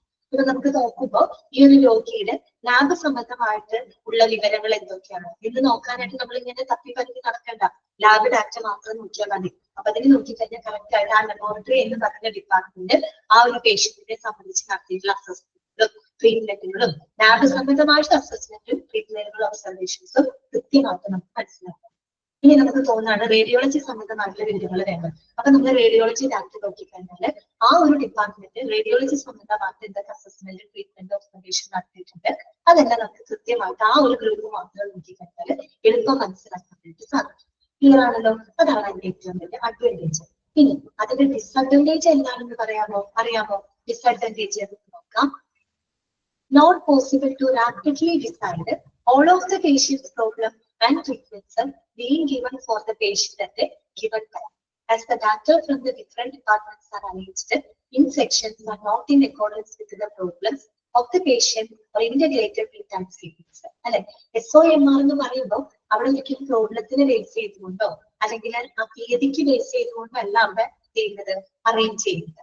അതുകൊണ്ട് തന്നെ എന്താണ് ഒരു ബുദ്ധിമുട്ട് എന്ന് പറയുന്നത് ഡിസഡ്വാൻറ്റേജ് എന്ന് പറഞ്ഞു കഴിഞ്ഞാൽ ഒരു പ്രത്യേക കാലയളവില് ഒരു പ്രത്യേക സമയത്ത് രോഗിക്ക് ഉണ്ടായിരുന്ന എല്ലാ പ്രശ്നങ്ങളെ പറ്റിയും ചികിത്സകളെ പറ്റിയും നമുക്ക് പെട്ടെന്ന് തീരുമാനിക്കാനായിട്ട് സാധിക്കും. അത് മനസ്സിലായോ? ഒരു നിശ്ചിത സമയത്ത് ആ രോഗിക്ക് ഉണ്ടായിരുന്ന എല്ലാ പ്രശ്നങ്ങളെ പറ്റിയും അതുപോലെ തന്നെ അവർക്ക് കൊടുത്ത ചികിത്സകൾ നമുക്ക് പെട്ടെന്ന് ഐഡന്റിഫൈ ചെയ്യാൻ പെട്ടെന്ന് തീരുമാനിക്കാനായിട്ട് ബുദ്ധിമുട്ടാണ്. ഒരു രോഗിയുടെ പ്രശ്നം എന്ന് പറയുന്നത് ഒരുപാട് പ്രശ്നങ്ങൾ ഉണ്ടാവും. ലാബ് സംബന്ധമായിട്ടുള്ള പ്രശ്നങ്ങൾ മാത്രമായിരിക്കില്ലല്ലോ, പല പല പ്രശ്നങ്ങൾ ഉണ്ടായിരിക്കും ഒരു പ്രത്യേക സമയത്ത്. അപ്പൊ എല്ലാ പ്രശ്നത്തെ കുറിച്ചുള്ള ഒരു ഐഡിയ നമുക്ക് കിട്ടില്ല അല്ലെ? കാര്യം ഇങ്ങനെ സെക്ഷൻ വൈസ് തിരിച്ചു വെക്കുമ്പോൾ ലാബാണെങ്കിൽ ലാബിന് മാത്രമേ വില കിട്ടുന്നുള്ളൂ, റേഡിയോളജി ആണെങ്കിൽ റേഡിയോളജിയുടെ വിവരങ്ങൾ മാത്രമേ കിട്ടുന്നുള്ളൂ. പക്ഷെ ആ രോഗിയെ സംബന്ധിച്ച് ആ രോഗിക്ക് ഒരുപാട് പ്രശ്നങ്ങൾ ഉണ്ടായിരുന്നു അല്ലെ? ഒരുപാട് പ്രോബ്ലംസ് അവർക്ക് ഉണ്ടായിരുന്നു. ആ പ്രോബ്ലംസിനെ പറ്റി നമുക്ക് മൊത്തത്തിൽ എന്ത് ചെയ്യാൻ പറ്റില്ല, ഒരു ഐഡിയ നമുക്ക് അപ്പൊ അവിടെ ഉണ്ടാക്കാനായിട്ട് സാധിക്കില്ല. ക്ലിയർ ആയോ പറഞ്ഞത്? അതാണ് ഒരു നിശ്ചിത സമയത്ത് ഒരു രോഗിക്ക് ഉണ്ടാകുന്ന എല്ലാ പ്രശ്നങ്ങളെ പറ്റി അവർക്ക് കൊടുത്ത ചികിത്സയെ പറ്റിയും പെട്ടെന്ന് തീരുമാനിക്കാനായിട്ട് എളുപ്പമല്ല. കാരണം എന്താണെന്ന് വെച്ചാൽ ഇവിടെ എന്താണ് ഒരു പ്രോബ്ലത്തിനെ ബേസ് ചെയ്തുകൊണ്ടോ അല്ലെങ്കിൽ ഒരു ഡേറ്റിനെ ബേസ് ചെയ്തുകൊണ്ടോ അതാണ് വിവരങ്ങളെ രേഖപ്പെടുത്തി വെക്കുന്നത്. അതാണ് അതിന്റെ ഡിസഡ്വാൻറ്റേജ് ആയിട്ട് പറയുന്നത്. ക്ലിയർ ആയോ? മനസ്സിലായല്ലോ? അഡ്വാൻറ്റേജ് എന്ന് പറയുമ്പോൾ ഒരേ സോഴ്സിൽ നിന്നുള്ള വിവരങ്ങൾ ഒരുമിച്ചായതുകൊണ്ട് നമുക്ക് ഓരോ ഡിപ്പാർട്ട്മെന്റ് എടുത്ത അസസ്മെന്റ് ഒബ്സർവേഷൻ എളുപ്പം മനസ്സിലാക്കാൻ പറ്റും. ഡിസഡ്വാൻറ്റേജ് എന്ന് പറഞ്ഞാൽ ഒരു പ്രത്യേക സമയത്ത് രോഗിക്ക് ഉണ്ടാകുന്ന എല്ലാ പ്രോബ്ലംസിനെ പറ്റിയും അവർക്ക് കൊടുത്ത ചികിത്സകളെ പറ്റിയും പെട്ടെന്ന് നമുക്ക് ഐഡന്റിഫൈ ചെയ്ത് തീരുമാനിക്കാനായിട്ട് കഴിയില്ല. അതാണ് അതിന്റെ ഡിസഡ്വാൻറ്റേജ്. ക്ലിയർ ആയിട്ട് കേട്ടോ? ഓക്കെ, മനസ്സിലാവുന്നുണ്ടല്ലോ? അടുത്തതാണ് POMR കേട്ടോ, പ്രോബ്ലം ഓറിയന്റഡ് മെഡിക്കൽ ട്രീറ്റ്മെന്റ്. നമുക്ക് ആ കൺസെപ്റ്റ് അറിയാം. എന്താണ് POMR എന്ന് പറഞ്ഞാൽ പ്രോബ്ലത്തിനെ ബേസ് ചെയ്തുകൊണ്ടാണ് ആ ഒരു രോഗിയുടെ ആരോഗ്യ പ്രശ്നങ്ങൾ ഫോക്കസ് ചെയ്തുകൊണ്ടാണ് അവിടെ വിവരങ്ങൾ നമ്മൾ ഓർഗനൈസ് ചെയ്ത് രേഖപ്പെടുത്തി വെക്കുന്നത് അല്ലെ? അപ്പൊ നമുക്ക് അതിനെപ്പറ്റി പഠിക്കാം. POMR കുറച്ച് ഡീറ്റെയിൽ ആയിട്ട് തന്നെ നമുക്ക് പഠിക്കാനുണ്ട് കേട്ടോ. POMR കുറച്ച് ഡീറ്റെയിൽ ആയിട്ട് നമുക്ക് പഠിക്കാനുണ്ട്. അപ്പൊ നോക്കാം. ആദ്യത്തെ പോയിന്റ് ഇതാണ്, it is introduced by Lawrence L Weed കേട്ടോ. അണ്ടർലൈൻ ചെയ്തിരിക്കാം. POMR എന്ന് പറയുന്ന ഫോർമാറ്റ് ആദ്യമായിട്ട് ഇൻട്രൊഡ്യൂസ് ചെയ്ത വ്യക്തി ആരാണ്? ലോറൻസ് എൽവീഡ് എന്ന് പറയുന്ന വ്യക്തിയാണ് കേട്ടോ. പേരൊന്ന് നോട്ട് ചെയ്ത് വെക്കാം. അടുത്ത പോയിന്റ് ഇതാണ്, it provide a systematic method of documentation to reflect logical thinking on the part of a physician that controlling the care of the patient. അതായത് ഈ രോഗിയുടെ പരിചരണം അല്ലെ അതിനെ കൺട്രോൾ ചെയ്യുന്ന ഒരു ഡോക്ടറുടെ ഒരു ഫിസിഷ്യന്റെ ലോജിക്കൽ തിങ്കിങ് റിഫ്ലക്ട് ചെയ്യുന്ന രീതിയിൽ ഉള്ള ഒരു സിസ്റ്റമാറ്റിക് മെത്തേഡ്, ഒരു കൃത്യമായിട്ട് ഒരു സിസ്റ്റമാറ്റിക് ഒരു വ്യവസ്ഥാപിതമായിട്ടുള്ള ഒരു രീതിയാണ് എന്തെന്ന് പറയുന്നത് POMR എന്ന് പറയുന്നത്. വെച്ചിട്ട് നല്ലൊരു മെത്തേഡാണ് അവർ പറയുന്നത് കേട്ടോ. കാര്യം അവിടെ ഫിസിഷ്യന്റെ ആ ഒരു ലെവൽ ഓഫ് ഇന്റർപ്രിട്ടേഷൻ വെച്ചുകൊണ്ട് എന്താ ചെയ്യാൻ പറ്റും, നമുക്ക് ഒരു സിസ്റ്റമാറ്റിക് ആയിട്ടുള്ള രീതിയിൽ ഉള്ളൊരു ഡോക്യുമെന്റേഷൻ രേഖപ്പെടുത്തുന്ന രീതിയാണ് POMR എന്ന് പറയുന്നത് കേട്ടോ. നമ്മളോട് ചിലപ്പോൾ ചോദിക്കാം, dash is the systematic method of documentation to reflect the logical thinking on the part of a physician. ഇതാണ് ഉത്തരം. POMR ആണ് കേട്ടോ. പ്രോബ്ലം ഓറിയന്റഡ് ആണ്. അടുത്ത നോക്കാം. The physician explains and follows each clinical problem individually and organizes them for the solution. ഇതിന്റെ പ്രത്യേകത എന്താണെന്ന് വെച്ചാൽ ഇവിടെ ഈ പറയുന്ന ഫിസിഷ്യൻ ഡോക്ടർ എന്ന് പറയുന്നത് ഓരോ ക്ലിനിക്കൽ പ്രശ്നങ്ങളും വ്യക്തിഗതമായിട്ട് തന്നെ വിശദീകരിച്ച് മനസ്സിലാക്കിയിട്ട് അതിനുള്ള പരിഹാരം കണ്ടെത്തും. കാര്യം എന്താണോ പ്രോബ്ലം അത് കറക്റ്റ് ആയിട്ട് ഐഡന്റിഫൈ ചെയ്യുന്നുണ്ട്. അപ്പൊ ഈ ഓരോ രോഗിയുടെയും ഓരോ ക്ലിനിക്കൽ പ്രശ്നങ്ങളും കൃത്യമായിട്ട് അത് വ്യക്തിഗതമായിട്ട് വിശദീകരിച്ചുകൊണ്ട് വ്യക്തിഗതമായിട്ട് മനസ്സിലാക്കിയിട്ട് അതിനുള്ള പരിഹാരം അതിലൂടെ നിർദ്ദേശിക്കുന്നുണ്ട് കേട്ടോ. അതാണ് physician explains and follows each clinical problem individually അല്ലെ, കൃത്യമായിട്ട് വ്യക്തിഗതമായിട്ട് തന്നെ മനസ്സിലാക്കിയിട്ട് അതിനുള്ള പരിഹാരം കണ്ടെത്തുന്നതാണ് POMR. ആരാണ് ഇൻട്രൊഡ്യൂസ് ചെയ്തത്? ലോറൻസ് ഹെൽബിയർ. ഇതൊരു സിസ്റ്റമാറ്റിക് മെത്തേഡ് ഓഫ് ഡോക്യുമെന്റേഷൻ ആണ്. അതൊരു ഫിസിഷ്യന്റെ ലെവൽ ഓഫ് ഇന്റർപ്രിട്ടേഷൻ റിഫ്ലക്ട് ചെയ്യുന്ന രീതിയിലുള്ള സിസ്റ്റമാറ്റിക് മെത്തേഡ് ഓഫ് ഡോക്യുമെന്റേഷൻ ആണ് POMR എന്ന് പറയുന്നത്. അവിടെ ഒരു ഡോക്ടർ എന്ന് പറയുന്നത് ഒരു രോഗിയുടെ ഓരോ ക്ലിനിക്കൽ പ്രശ്നങ്ങളെ വ്യക്തിഗതമായിട്ട് വിശദീകരിച്ച് മനസ്സിലാക്കിയിട്ട് അതിന് പരിഹാരം കണ്ടെത്തുന്നു. ഇത്രയും പോയിന്റുകൾ നിങ്ങളുടെ മനസ്സിൽ ഇടാൻ പറ്റും കേട്ടോ. ഇനി നമുക്ക് നോക്കാം ബേസിക് പാർട്സ് ഓഫ് POMR കേട്ടോ. പ്രോബ്ലം ഓറിയന്റഡ് മെഡിക്കൽ റെക്കോർഡിന്റെ പ്രധാനപ്പെട്ട ഭാഗങ്ങൾ എന്തൊക്കെയാണ്? ഇത് കുറച്ച് ഡീറ്റെയിൽ ആയിട്ട് പഠിക്കാനുണ്ടെന്ന് ഞാൻ പറഞ്ഞു അല്ലെ. POMR ഫോർമാറ്റിലേക്ക് ഇറങ്ങി ചെല്ലുമ്പോൾ അതിന് പ്രധാനമായിട്ടും 4 ഭാഗങ്ങളാണ് ഉള്ളത് കേട്ടോ. 4 ഭാഗങ്ങൾ ഏതൊക്കെയാണെന്ന് അറിയാമോ? 4 ഭാഗങ്ങൾ ഒന്നാമത്തത് ഡാറ്റാ ബേസ് കേട്ടോ. ഒന്നാമത്തെ എന്താണ്? Data base. രണ്ടാമത്തത് പ്രോബ്ലം ലിസ്റ്റ്. മൂന്നാമത്തത് ഇനീഷ്യൽ പ്ലാൻസ്. നാലാമത്തത് പ്രോഗ്രസ് നോട്ട്സ്. പ്രോഗ്രസ് നോട്ട്സ് നമ്മൾ എവിടെ പഠിച്ചിട്ടുണ്ട്? ക്ലിനിക്കൽ ഡാറ്റയ്ക്കകത്ത് പഠിച്ചിട്ടുണ്ട് കേട്ടോ. ഏതൊക്കെയാണ് 4 ഭാഗങ്ങള്? Database, problem list, initial plans, progress note. Okay, പഠിക്കാൻ വളരെ എളുപ്പമാണ് കേട്ടോ. ആദ്യത്തെ എന്താണ്? Database. Okay, database എന്ന് പറയുമ്പോൾ നിങ്ങളുടെ മനസ്സിലേക്ക് എന്തായിരിക്കും വരുന്നത്? ഒരു രോഗിക്ക് ബേസായിട്ട് അടിത്തറയായിട്ട് അല്ലെങ്കിൽ അടിസ്ഥാനപരമായിട്ട് ഉണ്ടായിരിക്കേണ്ട ഡാറ്റയാണ് അല്ലെ ഡാറ്റാ ബേസ് എന്ന് പറയുന്നത്. ചുരുക്കി പറഞ്ഞാൽ എന്താണ്? ഒരു രോഗിക്ക് വേണ്ടിയിട്ട് ശേഖരിക്കേണ്ട ലഭ്യമാക്കേണ്ട അടിസ്ഥാന വിവരങ്ങൾ അടങ്ങിയതാണിത് ഡാറ്റാ ബേസ് എന്ന് പറയുന്നത് അല്ലെ. ശരിയല്ലേ? ഒരു രോഗിയുടെ എന്താണ് ഏറ്റവും അടിസ്ഥാനപരമായിട്ടുള്ള വിവരങ്ങൾ അടങ്ങുന്നതാണ് ഡാറ്റാ ബേസ് അല്ലെ. അത് ഒരു രോഗിക്ക് വേണ്ടി നമ്മൾ പ്രൊവൈഡ് ചെയ്യുന്നതാണ്. അത് എന്തൊക്കെയായിരിക്കും നമ്മൾ ഇത്രയും നാളെ മെഡിക്കൽ റിപ്പോർട്ട് പഠിച്ചത് ഒരു ഐഡിയ ഉണ്ടാവും അല്ലെ. എന്തായിരിക്കും അടിസ്ഥാനപരമായിട്ടുള്ള വിവരങ്ങൾ എന്ന് പറയുമ്പോൾ അവരുടെ ഡെമോഗ്രഫിക് ഇൻഫർമേഷൻസ് ആയിരിക്കും അല്ലെ.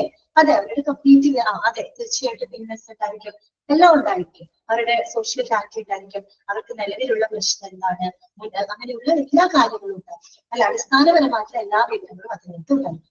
അതന്നെ ഉള്ളൂ കേട്ടോ. ശ്രദ്ധിക്കാം. Minimum set of data to be got for every patient that include എന്തൊക്കെ കാര്യങ്ങളാണ്? Chief complaint, present illness, patient profile, associated social data, past history, and review of systems, physical examination of defined method, and baseline laboratory data. എന്ന് പറഞ്ഞാൽ minimum set of data to be got on every patient. That is called database. അല്ലെ, അതായത് ഒരു രോഗിക്ക് വേണ്ടിയിട്ട് ശേഖരിക്കേണ്ട ലഭ്യമാക്കേണ്ട അടിസ്ഥാന വിവരങ്ങൾ അടങ്ങുന്നതാണ് ഡാറ്റാബേസ്. ഇനി എന്തൊക്കെയാണ് അടിസ്ഥാന വിവരങ്ങൾ എന്ന് പറയുന്നത്? അത് നിങ്ങളൊന്ന് നോട്ട് ചെയ്തിരിക്കാം. ചീഫ് കംപ്ലൈന്റ് അല്ലെ, പ്രധാനപ്പെട്ട അവരുടെ പ്രോബ്ലം എന്താണ്? പ്രസന്റ് ഇൽനസ്, നിലവിലുള്ള അവരുടെ അസുഖം എന്താണ്? പേഷ്യന്റ് പ്രൊഫൈൽ അല്ലെ, അവരുടെ പ്രൊഫൈൽ എന്ന് വെച്ചാൽ അവരുടെ പേര്, അവരുടെ വിവരങ്ങൾ, അഡ്രസ്, അവരുടെ കാര്യങ്ങൾ, റിലീജിയൻ, അങ്ങനെയുള്ള ബേസിക് ആയിട്ടുള്ള ഡെമോഗ്രഫിക് ഇൻഫർമേഷൻസ് ആണ്. ആൻഡ് അസോസിയേറ്റഡ് സോഷ്യൽ ഡാറ്റ, ആ ഒരു രോഗിയുടെ സംബന്ധമായിട്ടുള്ള സാമൂഹിക പശ്ചാത്തലത്തെ പറ്റി പറയുന്ന സോഷ്യൽ ഡാറ്റകൾ. പിന്നെ അവരുടെ past history, that means past medical history എന്താണ്? Review of systems, review system എന്ന് പറയുമ്പോൾ ആ ഒരു രോഗിയുടെ എല്ലാ ബോഡി സിസ്റ്റംസും ഉൾപ്പെടുന്ന രീതിയിലുള്ള അവരുടെ ആരോഗ്യ പ്രശ്നങ്ങൾ, മറ്റുള്ള പ്രോബ്ലംസുകൾ അല്ലെ. നമ്മുടെ ഒരു ഹ്യൂമൻ ബോഡി എടുത്താല് അതിൽ എല്ലാ സിസ്റ്റംസും ഉണ്ട് അല്ലെ. എക്സ്ക്രീറ്ററി സിസ്റ്റം ഉണ്ട്, ബ്ലഡ് സർക്കുലേറ്ററി സിസ്റ്റം ഉണ്ട്, neurological system, central nervous system ഉണ്ട്. അങ്ങനെ എന്തെല്ലാം സിസ്റ്റങ്ങൾ അടങ്ങിയതാണ് അല്ലെ നമ്മുടെ ഒരു ഹ്യൂമൻ ബോഡി എന്ന് പറഞ്ഞത്. അത്തരത്തില് മൊത്തത്തിൽ എന്താണ് ഒരു ഫുൾ ബോഡി ഉൾപ്പെടുന്ന രീതിയിലുള്ള പ്രശ്നങ്ങളെല്ലാം തന്നെ ഉണ്ടായിരിക്കും. Physical examination of defined content, പിന്നെ അവരിൽ നടത്തിയിട്ടുള്ള ശാരീരികമായിട്ടുള്ള പരിശോധനാ വിവരങ്ങള് ആൻഡ് ബേസ്ഡ് ലബോറട്ടറി ഡാറ്റ അല്ലെ. ലാബ് സംബന്ധമായിട്ടുള്ള ബേസ് ഡാറ്റയിൽ അടങ്ങുന്നതാണ് ഡാറ്റാ ബേസ് എന്ന് പറയുന്നത്. ഇത്തരം വിവരങ്ങൾ ഉൾപ്പെടുന്ന ഒരു രേഖ ഓരോ രോഗിക്കും വേണ്ടിയിട്ട് ലഭ്യമാക്കുന്നത് കേട്ടോ. അതാണ് ഡാറ്റാ ബേസ്. അടുത്തത് എന്താണ്? അടുത്ത പാർട്ട് എന്താണ്? പ്രോബ്ലം ലിസ്റ്റ് കേട്ടോ. അടുത്ത പാർട്ട് പ്രോബ്ലം ലിസ്റ്റ്. എന്തായിരിക്കും പ്രോബ്ലം ലിസ്റ്റ് എന്ന് പറയുന്ന പേര് തന്നെയുണ്ട് അല്ലെ. പ്രോബ്ലംസ് ആണ്, അതായത് രോഗി നേരിടുന്ന എല്ലാവിധ പ്രോബ്ലംസുകളും എന്ത് ചെയ്യാൻ അവിടെ കൃത്യമായിട്ട് രേഖപ്പെടുത്താൻ അല്ലെ. പ്രോബ്ലം ലിസ്റ്റ് എല്ലാവിധ പ്രശ്നങ്ങളും എന്ന് പറയുന്നത് പ്രത്യേകം നമ്മൾ ശ്രദ്ധിക്കാം. അതായത് മെഡിക്കൽ സർജിക്കൽ പ്രശ്നങ്ങൾ മാത്രമല്ല, എല്ലാ പ്രശ്നങ്ങളും അതിനകത്ത് വരും. ഇത് പറഞ്ഞാല് അവരുടെ വൈകാരികമായിട്ടുള്ള പ്രശ്നങ്ങൾ അല്ലെ, മാനസികമായിട്ട് നേരിടുന്ന ചില വെല്ലുവിളികള്, സാമൂഹികമായിട്ട് അവർ നേരിടുന്ന വെല്ലുവിളികള്, അങ്ങനെ എന്ത് പ്രശ്നം വേണമെങ്കിലും ആണ് കേട്ടോ. അല്ലാണ്ട് മെഡിക്കൽ പ്രശ്നങ്ങൾ മാത്രമല്ല, ആ ഒരു പേഷ്യന്റ് മൊത്തത്തിൽ നേരിടുന്ന എല്ലാ പ്രശ്നങ്ങളെയും പറ്റിയുള്ള രേഖപ്പെടുത്തലുകളായിരിക്കും പ്രോബ്ലം ലിസ്റ്റിനകത്ത് ഉണ്ടായിരിക്കും. ഇത്ര മാത്രം മനസ്സിലാക്കാം കേട്ടോ. നിങ്ങൾക്ക് വായിക്കാം. It is contained on a form placed in front of the record. അത് വന്നിട്ട് റെക്കോർഡിന്റെ ഫ്രണ്ടിലായിട്ട് കേട്ടോ. റെക്കോർഡിന്റെ അതായത് പ്രോബ്ലം ലിസ്റ്റ് എന്ന് പറയുമ്പോൾ BOMR എഴുതൂല്ലോ നമ്മൾ. BOMR ഫോർമാറ്റിൽ ഫയൽ ചെയ്യുന്ന സമയത്ത് ആ ഒരു റെക്കോർഡിന്റെ ഏറ്റവും മുൻഭാഗത്തായിട്ട് ഒരു ഫോമില് എന്തിട്ടായിരിക്കും ഈ പറയുന്ന പ്രോബ്ലംസുകളെല്ലാം തന്നെ കൃത്യമായിട്ട് അവിടെ രേഖപ്പെടുത്തിയിരിക്കും. ഓക്കെ. പിന്നെന്താണ് പറയുന്നത്? Problems R anything. Problems R anything that need management of diagnostic outcome, including medical, social, economic and demographic problems past and present. ഞാൻ പറഞ്ഞല്ലോ എല്ലാവിധ പ്രോബ്ലംസും അതിനകത്ത് ഉൾപ്പെടും അല്ലെ. അതാണ് പറഞ്ഞത് problems R anything that need management of diagnostic outcome അല്ലെ. അതായത് മാനേജ്മെന്റ് പ്രത്യേക ശ്രദ്ധ ആവശ്യമുള്ള ഏത് തരത്തിലുള്ള പ്രോബ്ലംസ് ആവാം എന്ന് പറഞ്ഞാൽ ഇൻക്ലൂഡിംഗ് മെഡിക്കൽ പ്രോബ്ലംസ് ആവാം, സോഷ്യൽ പ്രോബ്ലംസ് ആവാം, എക്കണോമിക് അല്ലെ സാമ്പത്തികമായിട്ടുള്ള പ്രശ്നങ്ങളാവാം, ഡെമോഗ്രഫിക് പ്രോബ്ലംസ് അതായത് അവരുടെ കമ്മ്യൂണിറ്റി റിലേറ്റഡ് ആയിട്ടുള്ള സോഷ്യൽ പ്രോബ്ലംസ് ആവാം, പാസ്റ്റ് ആൻഡ് പ്രസന്റ് പ്രോബ്ലംസ് ആവാം, മുമ്പിൽ ഉണ്ടായിരുന്നതും നിലവിൽ അവർ അനുഭവിക്കുന്നതുമായിട്ടുള്ള പ്രശ്നങ്ങളെല്ലാം തന്നെ അതിനകത്ത് രേഖപ്പെടുത്താം. ഓക്കെ. മൂന്നാമത്തെ പോയിന്റ് ആണ് പറയുന്നത് list must affirm the problems at the level of the physician's apprehension of a particular problem. Apprehension എന്ന് പറഞ്ഞാല് ശരിക്കും ആപ്രിഹെൻഷൻ എന്ന് പറഞ്ഞ ആശങ്ക, പ്രശ്നം എന്നിട്ടുള്ള അർത്ഥമാണ് കേട്ടോ. ഇവിടെ അർത്ഥം എന്താണെന്ന് വെച്ചാൽ ധാരണ എന്നുള്ള അർത്ഥമാണ് കേട്ടോ. ഇവിടെ മീൻ ചെയ്യുന്നത് ധാരണ എന്നുള്ള അർത്ഥമാണ് കേട്ടോ. അതായത് ലിസ്റ്റ് മസ്റ്റ് അഫേം. അഫേം ചെയ്യാന്ന് വെച്ചാൽ എന്താണ്? ഉറപ്പിക്കുക എന്നുള്ള അർത്ഥമാണ് കേട്ടോ. List must affirm the problems at the level of the physician's apprehension of a particular problem. അതായത് ഓരോ പ്രോബ്ലത്തിന്റെയും രോഗിയുടെ ഓരോ പ്രോബ്ലത്തിന്റെയും എന്താണ് ഫിസിഷ്യന്റെ ലെവൽ ഓഫ് ഇന്റർപ്രിട്ടേഷൻ റിഫ്ലക്ട് ചെയ്യുന്ന രീതിയിലാണ് പ്രോബ്ലം ലിസ്റ്റിൽ നമ്മൾ എന്ത് ചെയ്യേണ്ടത്? രേഖപ്പെടുത്തുന്നത്. സൗണ്ട് പോയാന്നോ? എന്റെ സൗണ്ട് പോയെന്നാണ് ചോദിക്കുന്നത്. എന്റെ സൗണ്ട് പോയി എന്റെ സൗണ്ട്. ഓക്കെ. ക്ലാസ് കേൾക്കുന്നില്ല നിങ്ങൾക്ക്? ഓക്കെ നോക്കാം കേട്ടോ. Level of the okay. അതായത് ഓരോ പ്രോബ്ലം ഓരോരോ പ്രശ്നങ്ങളും എന്താണ് ഫിസിഷ്യന്റെ ലെവൽ ഓഫ് ഇന്റർപ്രിട്ടേഷൻ അല്ലെ. അതായത് ഒരു ഫിസിഷ്യന്റെ ലെവല് റിഫ്ലക്ട് ചെയ്യുന്ന രീതിയിലായിരിക്കണം നമ്മൾ എന്ത് ചെയ്യുന്നത്? പ്രോബ്ലം ലിസ്റ്റിനകത്ത് പ്രോബ്ലംസ് രേഖപ്പെടുന്നുണ്ട്. നമുക്ക് മനസ്സിലായി കാണില്ല. ഒരു എക്സാമ്പിൾ പറഞ്ഞ് നമുക്ക് പെട്ടെന്ന് കിട്ടാം. അതായത് ഇപ്പൊ ഒരു രോഗി ചെസ്റ്റ് പെയിൻ ആയിട്ട് ഹോസ്പിറ്റലിൽ വരികയാണ്. ചെസ്റ്റ് പെയിൻ നമ്മളെ പോലുള്ള ആൾക്കാർക്ക് ഞാൻ ഒരു കാര്യം പറയട്ടെ, നമ്മൾ ഒരു രോഗത്തിനെ ഇന്റർപ്രിറ്റ് ചെയ്യുന്നതും മനസ്സിലാക്കുന്നതും ഒരു ഡോക്ടർ ഇന്റർപ്രിറ്റ് ചെയ്യുന്നതും നമ്മുടെ ഭയങ്കര വ്യത്യാസമുണ്ട് അല്ലെ. ഒരു ഡോക്ടർ ഒരു അവസ്ഥയെ ഇന്റർപ്രിറ്റ് ചെയ്യുന്നതും നമ്മുടെ അവസ്ഥയെ ഇന്റർപ്രിറ്റ് ചെയ്യുന്നതും നമ്മൾ വളരെയധികം വ്യത്യാസമുണ്ട് അല്ലെ. എന്നതുപോലെ ഒരു രോഗി ചെസ്റ്റ് പെയിൻ ആയിട്ട് ആശുപത്രിയിലോട്ട് വരികയാണ്. അപ്പൊ നമ്മൾ പറയുന്നത് എന്താണ്? ചെസ്റ്റ് പെയിൻ എന്നുള്ള രീതിയിലാണ് നമ്മൾ പറയുന്നത്, ഇഞ്ചുവേദന. പക്ഷെ ഒരു ഡോക്ടറുടെ ലെവൽ ഓഫ് ഇന്റർപ്രിട്ടേഷൻ വേറെ ആയിരിക്കും. അദ്ദേഹം ആ ചെസ്റ്റ് പെയിന് ചിലപ്പോൾ എങ്ങനെയായിരിക്കും അദ്ദേഹം രേഖപ്പെടുത്താൻ ചിലപ്പോൾ അൺസ്റ്റേബിൾ ആൻജിന അങ്ങനെയായിരിക്കാം. അല്ലെങ്കിൽ എന്താ പറയാ ഏതെങ്കിലും ഒരു സഡൻ എന്താണ് കൊറോണറി ഡിസീസോ ആ രീതിയിലൊക്കെ ആയിരിക്കും അവർ ലിസ്റ്റ് ചെയ്യുന്നുണ്ടാകാം. അത് അവരുടെ ലെവൽ ഓഫ് ഇന്റർപ്രിട്ടേഷൻ ആണ്. ചെസ്റ്റ് പെയിൻ എന്ന് പറയുന്നത് നമ്മൾ പറഞ്ഞ നെഞ്ചുവേദന വന്നു. നെഞ്ചുവേദന എന്ന് പറയുമ്പോൾ പല കാരണങ്ങൾ കൊണ്ടാവാം അല്ലെ. ചിലപ്പോൾ ഗ്യാസിന്റെ പ്രോബ്ലം കൊണ്ട് നമുക്ക് നെഞ്ചുവേദന വരാം അല്ലെ. അതല്ലാന്നുണ്ടെങ്കിൽ ചിലപ്പോൾ ഹാർട്ടിൽ നല്ല ബ്ലോക്ക് ഉണ്ടെങ്കിലും നമുക്ക് എന്ത് വരാം, നെഞ്ചുവേദന വരാം. അപ്പോ എപ്പോഴും ഒരു പ്രോബ്ലം ആയിട്ട് നമ്മൾ ഡോക്ടറിന് ചെയ്യുന്ന സമയത്ത് ആ ഡോക്ടറുടെ ലെവൽ ഓഫ് ഇന്റർപ്രിട്ടേഷന് വേണം എന്ത് ചെയ്യാനായിട്ട്, പ്രോബ്ലം നമ്മൾ ലിസ്റ്റ് ചെയ്യാനായിട്ട്. അല്ലാണ്ട് നമ്മുടെ ഒരു വെറുതെ ചെസ്റ്റ് പെയിൻ അല്ല അവിടെ ഇന്റർപ്രിറ്റ് ചെയ്യുന്നത്. ഡോക്ടറുടെ ലെവൽ ഓഫ് ഇന്റർപ്രിട്ടേഷൻ എങ്ങനെയാണ്, അത് കൃത്യമായിട്ട് കൺസൾട്ട് ചെയ്ത് അദ്ദേഹത്തിന് മനസ്സിലാവും. ചിലപ്പോൾ ഒരു പക്ഷേ ഒരു ആന്റിനി ആയിരിക്കാം അല്ലെ, ഒരു അൺസ്റ്റേബിൾ ആന്റിനി ആയിരിക്കാം, അല്ലെങ്കിൽ ഒരു കൊറോണറി ഡിസീസ് ആയിരിക്കാം. ആ രീതിയിലായിരിക്കും, ആ ഒരു പേരിലായിരിക്കും അവരെന്ത് ചെയ്യുന്നുണ്ടാവുക, അതിനകത്ത് ലിസ്റ്റ് ചെയ്യുന്നത്. മനസ്സിലായോ? അതെന്തിനു വേണ്ടിയിട്ട് അങ്ങനെ ലിസ്റ്റ് ചെയ്യുന്നത് എന്തിനു വേണ്ടിയിട്ടാണ്, എന്നാലാണ് അതിനനുസരിച്ചുള്ള ഹെൽത്ത് കെയർ പ്രൊവൈഡേഴ്സിന് അത് ആ ഒരു പ്രോബ്ലം കറക്റ്റ് ആയിട്ട് രേഖപ്പെടുത്തുമ്പോഴാണ്, അവരുടെ ലെവൽ ഓഫ് ഇന്റർപ്രിട്ടേഷൻ രേഖപ്പെടുത്തുമ്പോഴാണ് അതിനനുസരിച്ചുള്ള ട്രീറ്റ്മെന്റ് പ്ലാൻ ചെയ്യാനും രോഗിക്ക് അതിനനുസരിച്ചുള്ള ചികിത്സ കൊടുക്കാനായിട്ട് സാധിക്കുള്ളൂ. മനസ്സിലായല്ലോ? അതാണ് അവിടെ പറഞ്ഞത് കേട്ടോ. List must affirm the problems at the level of the physician's apprehension of a particular problem. ഓരോ പ്രോബ്ലത്തിന്റെയും ഓരോ ക്ലിനിക്കൽ പ്രശ്നങ്ങളിലെയും ഫിസിഷ്യന്റെ ലെവൽ ഓഫ് ഇന്റർപ്രിട്ടേഷൻ, അവരുടെ ധാരണ എന്താ പറയുക, റിഫ്ലക്ട് ചെയ്യുന്ന രീതിയിലാണ് പ്രോബ്ലം ലിസ്റ്റിനകത്ത് നമ്മുടെ പ്രോബ്ലം ചെയ്യേണ്ടത്, രേഖപ്പെടുത്തേണ്ടത്. ക്ലിയറായോ ഞാൻ പറഞ്ഞ പോയിന്റ്? ഓക്കെ ആണോ? മനസ്സിലായോ? ഓക്കെ ആണ്. അടുത്ത നോക്കാം. Problem list may contain a statement of an abnormal finding, പിന്നെ physiological detection or A specific diagnosis. കേട്ടോ, നമുക്കറിയാലോ ഒരു പ്രോബ്ലം ലിസ്റ്റ് എന്ന് പറയുമ്പോൾ അതിനകത്ത് എന്താണ്, ആ പ്രോബ്ലത്തിനെ സംബന്ധിക്കുന്ന അബ്നോർമൽ ഫൈൻഡിങ്സ്, എന്തെങ്കിലും അസാധാരണമായിട്ട് അവരുടെ കണ്ടെത്തിയിട്ടുണ്ടെങ്കിൽ അതിനെ പറ്റിയും ഫിസിയോളജിക്കൽ ഡിറ്റക്ഷൻ അല്ലെ, അതായത് ശാരീരികമായിട്ട് എന്തെങ്കിലുമൊക്കെ ഡിറ്റക്ട് ചെയ്തിട്ടുണ്ട്, രോഗനിർണയം നടന്നിട്ടില്ല, സ്പെസിഫിക് ഡയഗ്നോസിസിന്റെ കൃത്യമായിട്ടുള്ള പ്രസ്താവനകളെ, വിശദാംശങ്ങൾ ഇതിനകത്ത് ഉണ്ടായിരിക്കണം, പ്രോബ്ലം ലിസ്റ്റിനകത്ത് ഉണ്ടായിരിക്കണം. പ്രോബ്ലം എഴുതി വെച്ചാൽ മാത്രം പോരാ, ആ ഒരു പ്രോബ്ലത്തിൽ ഇതിന്റെ എന്തൊക്കെ നോർമൽ ആയിട്ട് എന്തെല്ലാം ഫൈൻഡിങ്സ് കണ്ടെത്തിയിട്ടുണ്ട്, എന്തെല്ലാം സ്പെസിഫിക് ഡയഗ്നോസിസ് നടന്നിട്ടുണ്ട് എന്നുള്ള കാര്യങ്ങളുടെ വിശദാംശങ്ങളും കൂടെ പ്രോബ്ലം ലിസ്റ്റിനകത്ത് കൃത്യമായിട്ട് രേഖപ്പെടുത്തണം. പിന്നെ എന്താണ് പറയുന്നത്, additions and changes are made in the list since new problems are identified and active problems resolved. ഇനി ഈ പ്രോബ്ലം ലിസ്റ്റ് എന്ന് പറയുമ്പോൾ അതെപ്പോഴും സ്റ്റേബിൾ ആയിരിക്കോ, എപ്പോഴും സ്ഥിരമാണോ? അല്ല, സ്ഥിരമല്ല. കാര്യം എന്താണ്, അവിടെ പല കൂട്ടിച്ചേർക്കലുകളും അതുപോലെ തന്നെ എന്താണ് പല മാറ്റങ്ങളും വരുത്തിക്കൊണ്ടേയിരിക്കും. അതാണ് പ്രോബ്ലം ലിസ്റ്റിന്റെ പ്രത്യേകത. എപ്പോഴും സ്റ്റേബിൾ ആയിരിക്കില്ല. അതിനകത്ത് നമ്മൾ പലതും ആഡ് ചെയ്യും, കൂട്ടിച്ചേർക്കും, ചിലത് നമ്മൾ മാറ്റങ്ങൾ വരുത്തും. അങ്ങനെയുള്ളതാണ് പ്രോബ്ലം ലിസ്റ്റ്. ഒരു എക്സാമ്പിൾ പറയുന്നത്, പുതിയ അസുഖങ്ങൾ ഇപ്പൊ വരികയാണെന്ന് വിചാരിക്കും. പുതിയ അസുഖങ്ങൾ വരികയാണെങ്കിൽ നമ്മൾ അവിടെ ആഡ് ചെയ്യരുത്. പ്രോബ്ലം ലിസ്റ്റിനകത്ത് നമ്മൾ അത് കൂട്ടിച്ചേർക്കും. ഏതെങ്കിലും ഒരു പ്രോബ്ലം ആയിട്ടായിരിക്കുമല്ലോ പേഷ്യൻസ് വന്നിട്ടുണ്ടാവാം. ചികിത്സ കൊണ്ട് ആ പ്രോബ്ലത്തിൽ മാറ്റം വരിക, പ്രോബ്ലം കുറയുമ്പോൾ നമ്മളത് കുറഞ്ഞു, അല്ലെങ്കിൽ ആ ഒരു പ്രശ്നത്തിനെ പരിഹരിച്ചു എന്നുള്ള രീതിയിൽ നമ്മൾ അവിടെ മാറ്റങ്ങൾ എഴുതി ചേർക്കുകയും ചെയ്യുന്നു. ഓക്കെ, അതാണ് അവിടെ പറയുന്നത് കേട്ടോ.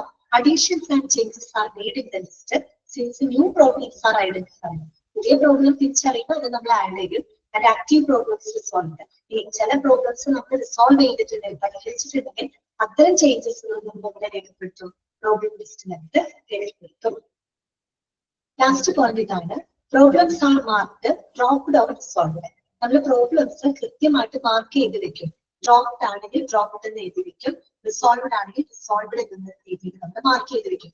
ഡ്രോപ്പ് ചെയ്യാന്ന് വെച്ചാൽ തള്ളിക്കളയാം. ചില പ്രോബ്ലംസ് നമുക്ക് ഡയഗ്നോസിസ് ഒക്കെ നടത്തി വരുമ്പോൾ നമുക്ക് എന്ത് ചെയ്യാൻ പറ്റും, അത് ആ ഡയഗ്നോസിസ് നമുക്ക് ചില പ്രോബ്ലംസ് അതല്ല എന്നുള്ളത് നമുക്ക് മനസ്സിലാക്കാൻ പറ്റും. അപ്പൊ നമുക്ക് അത്തരം പ്രോബ്ലംസ് നമുക്ക് എന്ത് ചെയ്യാൻ പറ്റും, ഡ്രോപ്പ് ചെയ്യാനായിട്ട് സാധിക്കും അല്ലെ. നമ്മൾ കുറെ പ്രോബ്ലംസ് ആയിട്ട് രോഗി വരുന്നു, പല പല ടെസ്റ്റുകൾ നടത്തിയിട്ടാണ് നമ്മൾ രോഗം ഡയഗ്നൈസ് ചെയ്യുന്നത് അല്ലെ.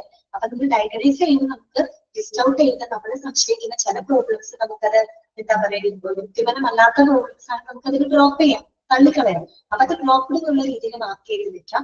അതുപോലെ റിസോൾവ്ഡ്, പരിഹരിച്ചിട്ടുള്ള പ്രോബ്ലം ആണെങ്കിൽ നമ്മളത് പരിഹരിച്ചു, ഓക്കെ, റിസോൾവ്ഡ് ആണ് എന്നുള്ള രീതിയിലാണ് മാർക്ക് ചെയ്ത് രേഖപ്പെടുത്തണം. ഓക്കെ, ഇത്രയുള്ള പ്രോബ്ലം ലിസ്റ്റ്. പ്രോബ്ലം ലിസ്റ്റ് എന്ന് പറഞ്ഞ റെക്കോർഡിന്റെ ഫ്രണ്ടിലായിട്ട് ഒരു ഫോമിലാണ് പ്രോബ്ലംസ് നമ്മൾ ലിസ്റ്റ് ചെയ്ത് വെക്കാം. അത് മാത്രമല്ല, പ്രോബ്ലം എന്ന് പറയുമ്പോൾ എന്ത് വേണമെങ്കിലും ആവാം കേട്ടോ.